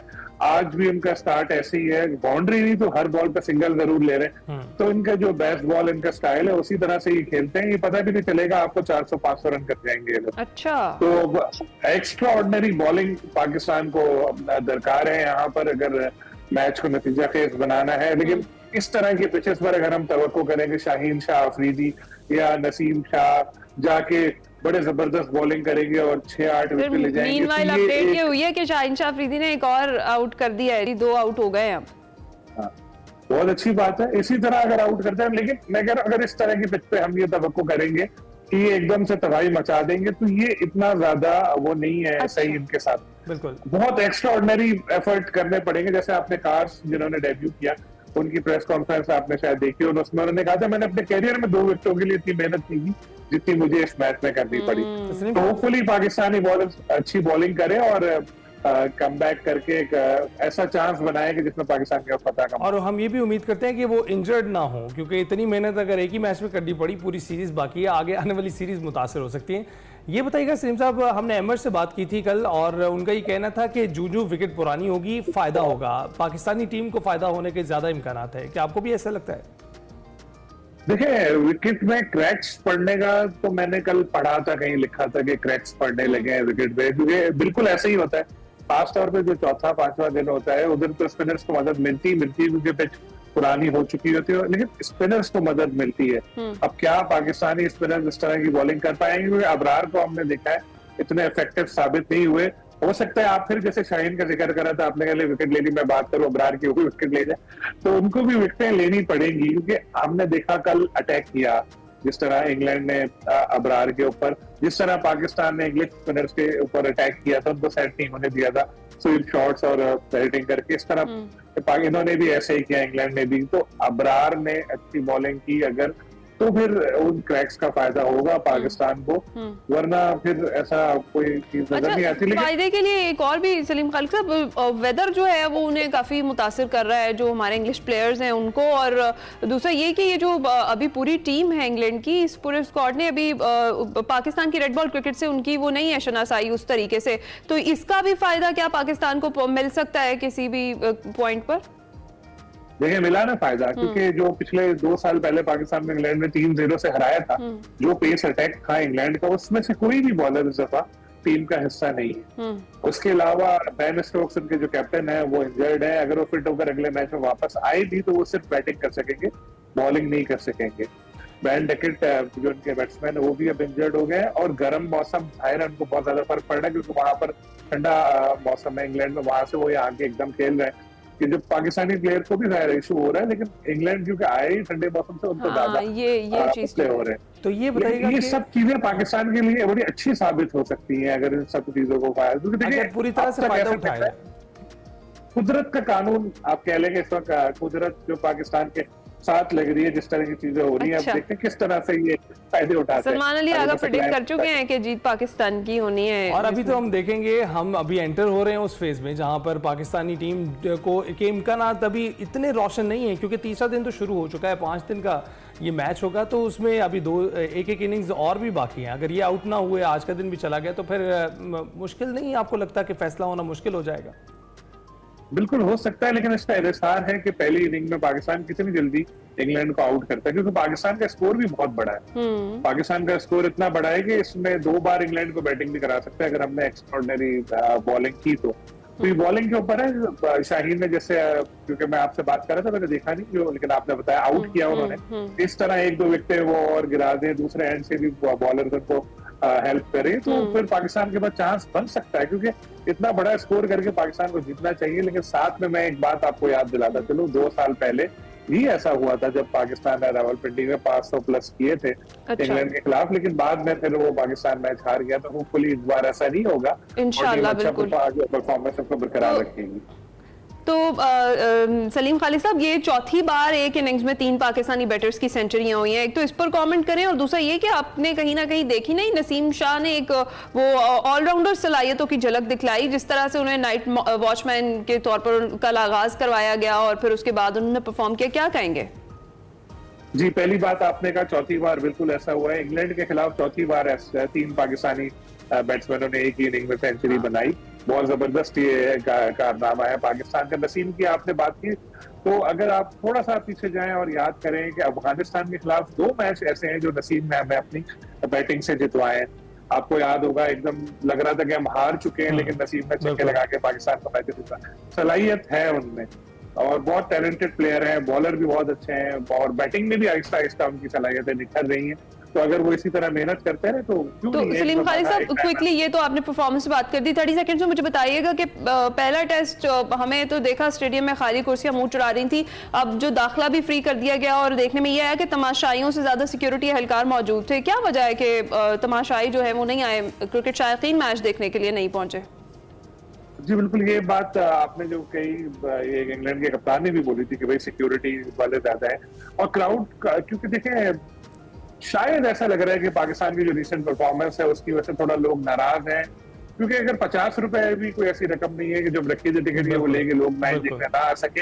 हो सकता है ये वजह। दूसरा, हमने देखा कि गर्मी बहुत है, और ओपन एयर में इतनी गर्मी में आके मैच देखना, टेस्ट मैच, तो भी कोई इतना लोगों के लिए है नहीं, क्योंकि यहीं पर अगर हम T20 या करा दें या इवन वनडे भी करा दें तो लोग मुल्तान में जरूर आएंगे। तो होपफुली पहले टेस्ट में अगर पाकिस्तान की अच्छी परफॉर्मेंस रही तो अगला टेस्ट भी मुल्तान में है, फिर तीसरा पिंडी में होना, तो उसमें ज्यादा लोग आएंगे और एक अच्छा माहौल लगेगा, क्योंकि खाली ग्राउंड में मैच होना एक अच्छा मैसेज नहीं देता। आगे हमें चैंपियंस ट्रॉफी की भी मेजबानी करनी है, तो लोगों को आना चाहिए, मैच देखना चाहिए। बिल्कुल, लोगों को आना चाहिए और मैच देखना चाहिए। सलीम साहब, बहुत शुक्रिया गुफ्तगू करने के लिए। और शान मसूद, हमारे कप्तान, मुसलसल 5 मैच हारे हैं और ये 6ठा मैच है जो इस वक्त जारी है। उम्मीद ये की जा रही है कि वो शायद में अपना जलवा दिखाए। बिल्कुल, और उनकी कारकर्दगी है। उम्मीद, best of luck Pakistani team, इंशाल्लाह आप ये मैच जरूर जीतेंगे। इसी के साथ हम ब्रेक पर जा रहे हैं। Welcome back to Express. अब बात करते हैं पाकिस्तान के कुछ बासलाहियत तलबा की, जिन्होंने यूनिवर्सिटी प्रोजेक्ट के लिए हवा की नमी को पीने के महफूज पानी में तब्दील करने वाली मशीन तैयार की है, जिसका नाम उन्होंने हाइड्रोजन दिया है। निजी यूनिवर्सिटी के शोबा इलेक्ट्रिक के तलबा अली जान, हशाम बिन तबस्सुम और सैयदा आमना अली ने इंजीनियर डॉक्टर औरंगजेब राशिद मसूद की निगरानी में इस प्रोजेक्ट को तैयार किया, और इस मशीन के जरिए तैयार करदा पानी मार्केट में फरोख्त होने वाली मल्टीनेशनल ब्रांड्स की पानी की कीमत के मुकाबले में 70% सस्ता है और मयार में भी हम पल्ला है।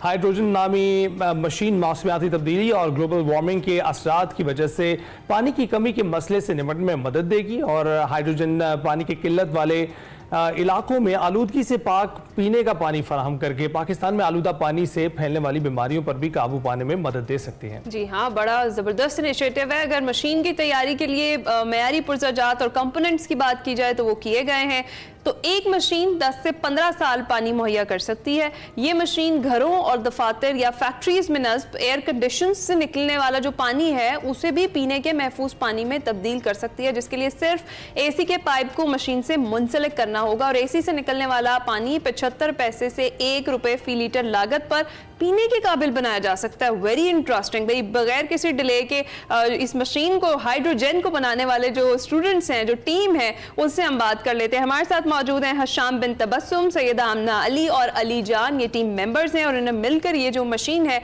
इसे तैयार किया है। तो सबसे पहले भाई मैं चाहूंगी एक एक करके आप लोग अपना तारुफ कराएं और आपका जो रोल था वो बताइए। Welcome to Expresso. और हमें भाई मैंने ज्यादा डिले इसलिए नहीं किया कि मुझे ज्यादा जानना है इस मशीन के बारे में। हाँ एग्जैक्टली, कि इतने कम लागत में साफ पानी में कैसे तब्दील किया जा सकता है आलूदा पानी को। तो सबसे पहले सैयदा आमना आपसे चाहूंगी, बताइएगा।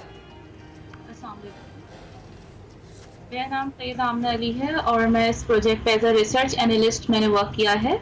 मैंने बेसिकली रिसर्च की है कि पाकिस्तान में जो है रिपोर्ट्स पढ़ी थी, कि बहुत आर्टिकल्स पढ़े थे कि पाकिस्तान में इन फ्यूचर जो है आपका वाटर शॉर्टेज बहुत होने वाली है, वाटर स्कार्सिटी, मतलब in coming years into 5 to 10 years हमें कुछ और एक्सटर्नल सोर्सेज पे रिलाई करना होगा। बेसिकली हमारा जो सी वाटर है और इस पे हम लोग डिपेंड नहीं कर सकते ज़्यादातर टाइम पे। तो फिर हमने डिसाइड किया कि हम जो है ऐसी कोई सॉल्यूशन ढूंढें जो हमें जो है क्लीन वाटर दे और हम उसको पी सकें, ताकि हम लोग को अपने रिवर्स और इन पे हमें डिपेंड ना करना पड़े। तो हशाम आप भी बताइएगा कि हम ये देखते हैं कि पानी की किल्लत सिर्फ पाकिस्तान में नहीं बल्कि पानी की किल्लत दुनिया भर के मुख्तलिफ हिस्सों में, ख़ासतौर पर कैलिफोर्निया में भी हम देखते हैं, अमेरिका में मौजूद है। तो आपका आइडिया जब ये आया कि आप उसका मुकाबला करेंगे, तो आपने हवा से ही क्यों कशीद करने का सोचा? क्योंकि पानी को पैदा करने के और भी तरीके हैं। जी सर, और भी तरीके हैं, मगर हमारे पास जो जो एक तरीका है जिससे हम पानी एक्सट्रैक्ट कर सकते हैं और पीने के लायक बना सकते हैं, वो हवा है। क्योंकि हवा के अंदर बहुत नमी मौजूद होती है जिससे हम पानी ड्रिंकेबल बना सकते हैं। और जिस तरह आपने बात की अमेरिका में भी है पानी का इशू, जी वहाँ पे भी है। इसके ऊपर इंटरनेशनल प्रोजेक्ट भी सेल आउट हो रहे हैं, जैसे इसराइल का है वाटर जेन, अमेरिका का है वो एक्वेरिया। अच्छा। तो हमने के मुकाबले में बनाया। उनकी प्राइसिंग जो है बहुत ज्यादा है, 10 लाख है, 7 लाख है। जो हमारी मशीन है, जो हमारे इस प्रोटोटाइप पे कॉस्ट आई है वो 2 लाख आई है। अगर हम उसको कमर्शियल लेवल पे लेके चलते हैं तो वो अप्रोक्सीमेटली 1.5 लाख हो जाएगी। अच्छा, सही है। तो अली आप भी साथ ही मौजूद हैं, बताइए कि आपका क्या रोल था इस मशीन की तैयारी में, इस प्रोजेक्ट में, और ये भी बताइएगा कि इससे जो पानी साफ किया जाता है उसकी शफाफियत को फिर चेक कैसे किया जा सकता है? क्या है ये पीने के काबिल अब हो गया है? मेरा एक्चुअली इस प्रोजेक्ट में रोल ये एज एन एम्बेडेड डेवलपर था। मैंने जो है इसके अंदर जितनी प्रोग्रामिंग है और जो कंपोनेंट्स की इंटीग्रेशन वगैरह है वो मैंने की है, और जो इसकी GUI डिज़ाइनिंग है उसकी इंटीग्रेशन है वो भी मैंने ही की है। और इसके अंदर जो पानी बनता है उसकी हमने रियल टाइम मॉनिटरिंग के लिए LCD के ऊपर हमने डेटा शो करवाया है, जहाँ से हम चेक कर सकते हैं इसके TDS लेवल, pH लेवल जो पानी का है। TDS क्या होता है? वो होता है टोटल डिजॉल्व सॉलिड। उसका एक रिक्वायर्ड लिमिट्स हैं फॉर ड्रिंकेबल वाटर्स, तो उसके लिए फिर हमने उसको सेट किया है। वहाँ पे हम उसको मॉनिटर कर सकते हैं, और एक और इसको हम IoT के ज़रिए भी मॉनिटर कर सकते हैं, यानी अपने मोबाइल एप्लीकेशन के ज़रिए। अच्छा, ये बहुत ज़बरदस्त है कि आप उसको मोबाइल फ़ोन से भी मॉनिटर कर सकते हैं। आमना आप बताइएगा कि आपको क्या लगता है पाकिस्तानी ख़वातीन ख़ास तौर पर हम देखते हैं कि स्कूलों, कॉलेजों और यूनिवर्सिटियों में तो उनकी परफॉर्मेंस बेहतरीन होती है, लेकिन अमली ज़िंदगी में वो हमें पीछे दिखाई देती हैं। वो काम करने से इज्तनाब करती हैं जब वो अपनी अमली ज़िंदगी में दाखिल होती हैं शादी करके। तो आप ये बताइएगा कि आप अपने इर्द गिर्द क्या देख पा रहे हैं इस वक्त? हमारी जनरेशन में कितनी आगाही मौजूद है ख़वातीन में, और वो कैसे आगे बढ़ सकती हैं मज़ीद, जैसे कि हम आपको भी देख रहे हैं?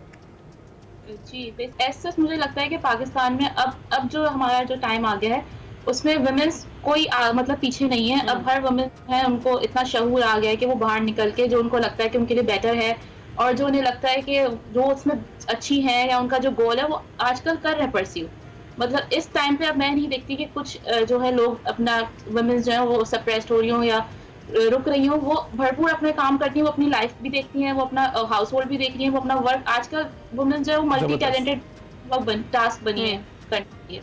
सही है। अच्छा हशाम बताइएगा, जिस तरह से अभी हम इसकी कॉस्ट की बात कर रहे थे, आप बता रहे थे, तो एक तो ये कि कॉस्ट इसकी क्या आएगी अगर कोई अपने घर के लिए तैयार करना चाहे या फिर कोई छोटा कारोबार करना चाहे इस मशीन से, और दूसरा ये कि क्या ये अभी प्रॉपर्ली फंक्शन कर रही है और इससे अभी साफ पानी जो है उसकी फराहमी में मदद मिल सकती है, या फिर इसमें कुछ और अमेंडमेंट्स या कुछ तब्दीलियां आप करना चाहेंगे कि कमर्शियली लॉन्च करने से पहले? जी मैम, जो अभी तो मैंने आपको बताया ये एक प्रोटोटाइप है, मगर इसमें फंक्शंस जो है हमारे सारे अनेबल हैं, हम इसको यूज़ कर सकते हैं।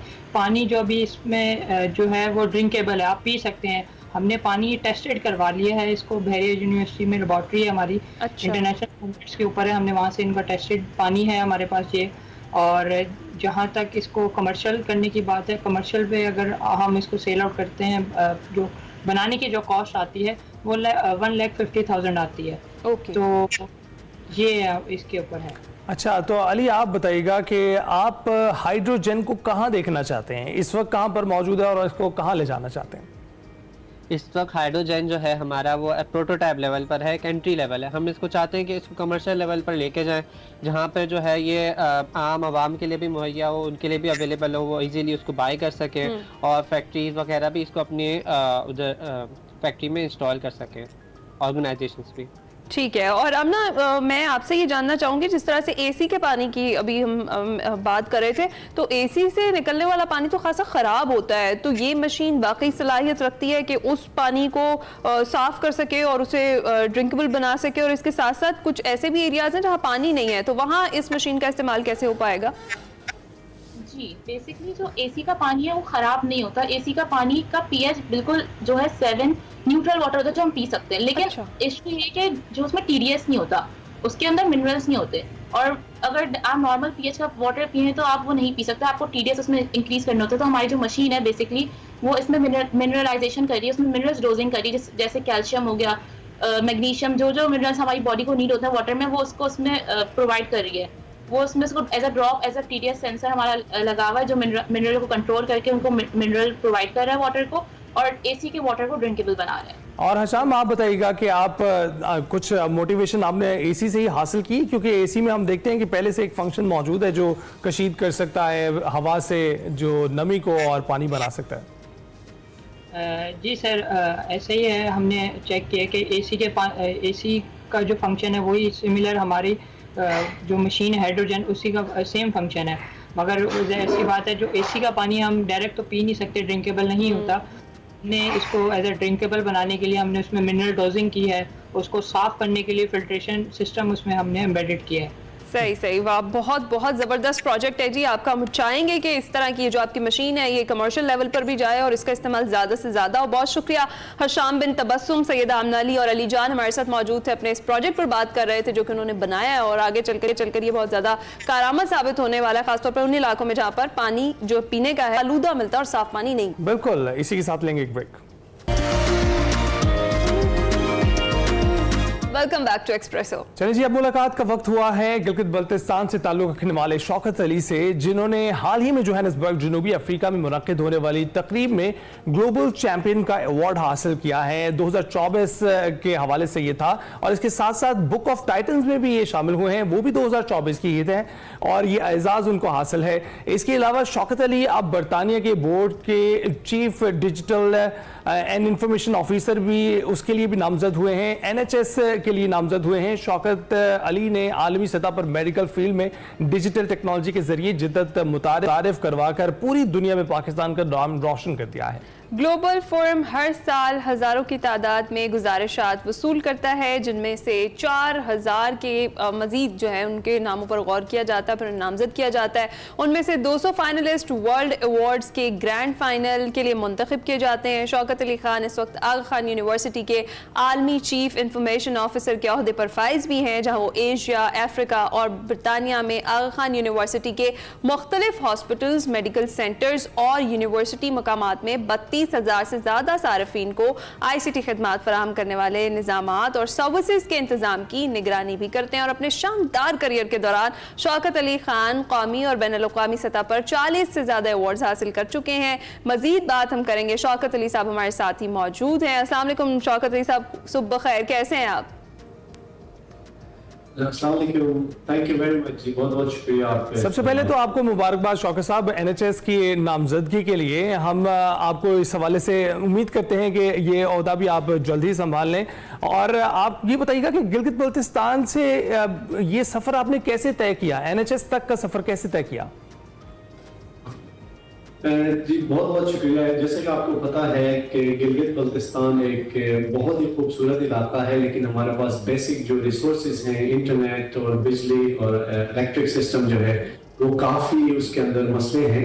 लेकिन बचपन से ही जब हम अपने एजुकेशन के साथ थे तो हमारे पेरेंट्स ने, हमारी कम्युनिटी ने, मैं हुंजा से और गिलगित बल्तिस्तान से मेरा ताल्लुक है, तो हमें एक परवरिश जो है अपने पेरेंट्स ने, अपने कम्युनिटी ने इस तरह दी थी कि जो भी रिसोर्सेज अवेलेबल हैं उन्हीं रिसोर्सेज में रहते हुए क्या हम बेस्ट कर सकते हैं। और फिर इन तमाम चैलेंजेस को अगर हमने अपॉर्चुनिटीज में तब्दील करना है तो उसके लिए सबसे पहले अपने आप को तब्दील करने की जरूरत है, तालीम से अपने आप को नए नए जो टेक्नोलॉजीज हैं उनके जरिए और अच्छे विजन के साथ। और उसमें हमारे जितने भी वहाँ पे हमारे वालिदैन, हमारे जो रिश्तेदार और फिर कम्युनिटी था, उस तमाम ने हमें शराकत उसमें शिरकत की और हमें कोऑपरेट किया, हमें मौके दिए कि हम तालीम हासिल करें, एक अच्छी तालीम हासिल करें और उस तालीम से एक इनकलाब लेके आए अपने आप के अंदर, अपने फैमिलीज के अंदर, अपने इलाके के अंदर। और साथ ही साथ जो अपॉर्चुनिटी उसके बाद एजुकेशन की वजह से मुझे मिले,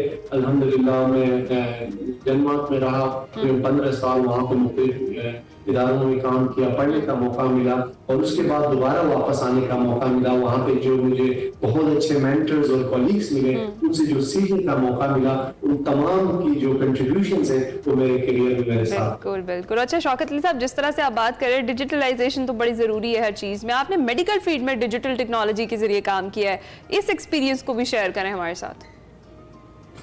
देखिए जी, मैं आगा खान यूनिवर्सिटी में एज ए ग्लोबल CIO काम कर रहा हूँ और जो यूनिवर्सिटी होता है वो माशरे के जो मसले होते हैं, मसाइल होते हैं, उनके लिए सॉल्यूशंस पैदा करता है। और आगा खान यूनिवर्सिटी जो है इस्लामिक तालीम के इस अजीम विरसे से जुड़ा हुआ है जो कभी स्पेन से लेकर हिंदुस्तान तक फैला हुआ था। जामिया अल-अज़हर और बैतुल हिकमा जैसे इदारों से मुतासिर होकर आगा खान यूनिवर्सिटी इल्म और तहकीक और तालीमी आज़ादी के उसूलों पर कायम है और इन्हीं उसूलों को आगे बढ़ाते हुए हम फिर डिजिटल टेक्नोलॉजी में जो इनोवेशंस हैं उन पे हम लोग काम करते हैं। हमें मौके दिए जाते हैं, इंटरनेशनल कोलैबोरेशंस किए जाते हैं, उनसे हम लोग बेस्ट प्रैक्टिसेस सीखते हैं और उन बेस्ट प्रैक्टिसेस को लाके यहाँ पे हम लोग इम्प्लीमेंट करते हैं। क्योंकि हमारे जो चांसलर है उनके लिए विजन है कि हम जो जितनी भी डेवलपिंग कंट्रीज के जो लोग हैं उनको तो हम फर्स्ट कंट्री में नहीं ला सकते, लेकिन वहाँ के जो अच्छे काम है, वहाँ के जो बेस्ट प्रैक्टिसेस है, उनको इन इलाकों में ला सकते हैं ताकि यहाँ के लोगों को वो एक्सपीरियंस मिल सके।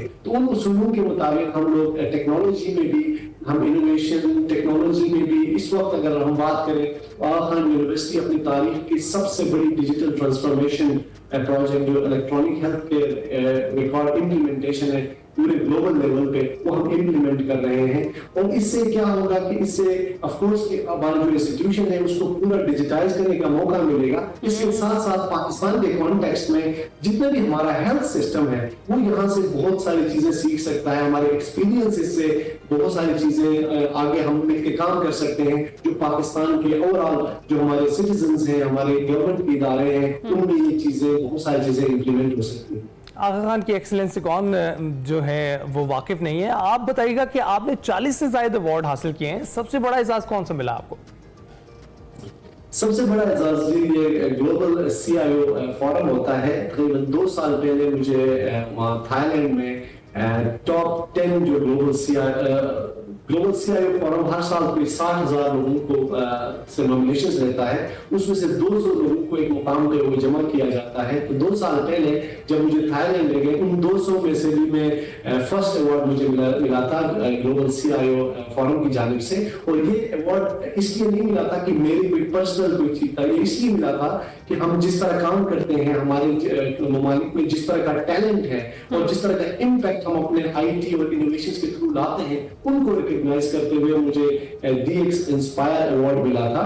और उससे पहले नोवो नॉर्डिस्क में जब मैं था स्कैंडिनेविया में, जो दुनिया की सबसे बड़ी डायबिटीज की कंपनी है, वहां पे मुझे इन्वेंटर ऑफ द ईयर का अवार्ड मिला था। तो ये जो 2 बड़े एजाज़ मेरे पास हैं। बेहतरीन। और सर जिस तरह से अभी आप बात कर रहे थे कि दुनिया के जो तरक्की याफ्ता ममालिक हैं डिजिटलाइजेशन के दौर में दाखिल हो चुके हैं, तो फिर कंपैरेटिवली देखते हैं कि पाकिस्तान में टेक्नोलॉजी का जो दौर है वो कैसा है, और हम आपको लगता है कहीं ना कहीं पीछे रह गए हैं, और उसकी वजह क्या है? सबसे इम्पोर्टेंट चीज हमारे लिए ये समझना है कि हमारे पास बहुत सारे मौके हैं, क्योंकि हमारी जो एज फैक्टर है, हमारी जो अगर हम एवरेज एज निकालें तो वो यूथ पे मुनस्सिर है, और डिजिटली बहुत ज्यादा डिजिटली अवेयर है। हमने इस मौके को, जिस तरह आर्टिफिशियल इंटेलिजेंस है, जितनी इमर्जिंग टेक्नोलॉजीज है, उनको अपनी तालीम का हिस्सा बनाना है। प्राइमरी तालीम से हमने इनको एड करना है, मौके देना है लोगों को, अच्छे लोगों को। मैं हमेशा कहता रहता हूँ, right person for the right jobs. जो हमारा एजुकेशन सिस्टम है, हमारा टेक्नोलॉजी सिस्टम है, हेल्थ केयर सिस्टम है, वो तब तरक्की करेंगे या हम उन तमाम मौकों से फायदा उठा सकेंगे जब हमारे पास सलाहियत वाले लोग, जो कॉम्पिटेंट लोग हैं, एक्सपीरियंस वाले लोग, वो उन पोजीशंस पे होंगे, जो स्ट्रेटेजीज बनाए उन पोजीशंस पे होंगे, जो वो रोड मैप्स बनाए और उन रोड मैप्स को इम्प्लीमेंट करें। और ये चीज कोई बहुत मुश्किल काम नहीं है। हमारे पास यहाँ इदारे हैं, मैं जिस इदारे में बैठा हुआ हूँ, आगा खान यूनिवर्सिटी, यहाँ पे हम करके दिखाते हैं। जिस तरह लम्स है, जिस तरह नस्ट है, बहुत सारे पाकिस्तान में ऐसे इदारे हैं जो शानदार इदारे हैं, जहाँ पे इसी मेरिट की बुनियाद पे लोगों को रखा जाता है, उसी के बुनियाद पे उनसे काम लिया जाता है, और वो उस इदारे के लिए और मुल्क के लिए बड़े काम करते हैं। एग्जैक्टली यही चीज अगर हम तमाम इदारों में ये कल्चर बनाए कि मेरिट पे कॉम्प्रोमाइज ना करें, और उसके साथ साथ अगर हम right person for the right job पे करें, जो आर्टिफिशियल इंटेलिजेंस है, टेक्नोलॉजी जो नई आई है, इसको हम अपने एजुकेशन का हिस्सा बनाएं, रिसर्च पे काम करें। इसको हम अगर अपने गवर्नमेंट सर्विसेज में, अपने इदारों में जो काम करते हैं, उनके अंदर इनसे बेनिफिट लें, और साथ ही साथ गवर्नमेंट लेवल पे अगर हम पॉलिसीज बनाएं एथिकल AI से related, use of artificial intelligence से रिलेटेड, डेटा प्राइवेसी और डेटा गवर्नेंस से रिलेटेड, तो हम बहुत तरक्की कर सकते हैं और हमारे पास बहुत पोटेंशियल। अच्छा, ये बताइएगा कि दुनिया भर में आगा खान अस्पताल से मुंसलिक इदारों में काम करते हैं, कैसे मैनेज करते हैं इस तरह ये सारी खिदमत सर अंजाम देना अपने इदारे के लिए? ये आगा खान यूनिवर्सिटी एक यूनिवर्सिटी है। यहाँ पे न सिर्फ हम अपना जो रोजमर्रा ड्यूटीज हम लोग दे रहे होते हैं, साथ साथ हमारी कैपेसिटी बिल्डिंग होती है। हमें मुख्तलिफ किस्म के इदारों के साथ, फॉर एग्जाम्पल हम regularly Harvard university, MIT, university of Michigan, जितने भी बड़े बड़े इदारे हैं, उनके साथ हम लोग कोलैबोरेट कर रहे होते हैं। वहां पे जो बेस्ट प्रैक्टिसेस चल रहे होते हैं, वहां से हम लोग सीख रहे होते हैं, वो हम लोगों से सीख रहे होते हैं। So there is a win win situation. सिर्फ ये नहीं है कि सिर्फ हम सीख रहे हैं, वो भी यहाँ के जो इदारे हैं, बड़े इदारे, for example Aga Khan university है, हमसे बहुत सारी चीजें सीखते हैं, और इस कोलैबोरेशन की वजह से हम ये मुमकिन होता है कि हम वहाँ के बेस्ट प्रैक्टिसेस को लेके आए यहाँ पे, ताकि हमारी जो टेक इंडस्ट्री है, हमारी जो टेक्नोलॉजी के लीडर्स है पाकिस्तान के, उनको मौका मिले इन लीडर्स के साथ बात करने का, इनसे सीखने का। फिर उन लीडर्स को जो दुनिया से यहाँ आते हैं, उनको ये विजिबिलिटी हो कि कितना बेहतरीन टैलेंट पाकिस्तान में अवेलेबल है, जिससे वो मौका उठा सकते हैं, और इसकी वजह से हमारा जो टेक्नोलॉजी का जो एक ओवरऑल विजिबिलिटी है दुनिया में, वो भी बेहतर हो। बिल्कुल, बहुत शुक्रिया शौकत अली साहब, आप हमारे साथ मौजूद थे, और जिस तरीके से आगा खान काम कर रहा है इस हवाले से बिल्कुल दाद का मुस्तहिक है, और जिस तरीके से आप जैसे लोग काम कर रहे हैं, उन्हीं की हमें मुल्क में ज़रूरत है। बहुत शुक्रिया आपका जनाब। आज तो बड़ा खासा पावर पैक शो हमने किया है, एक से बढ़कर एक गेस्ट से आज आपकी मुलाकात कराई है। अब हमारे जाने का वक्त हो गया, आपसे अब हमने मुलाकात करनी है कल। आपने अपना ख्याल रखना है, फीडबैक ज़रूर देना है। अल्लाह हाफिज़। अल्लाह हाफिज़।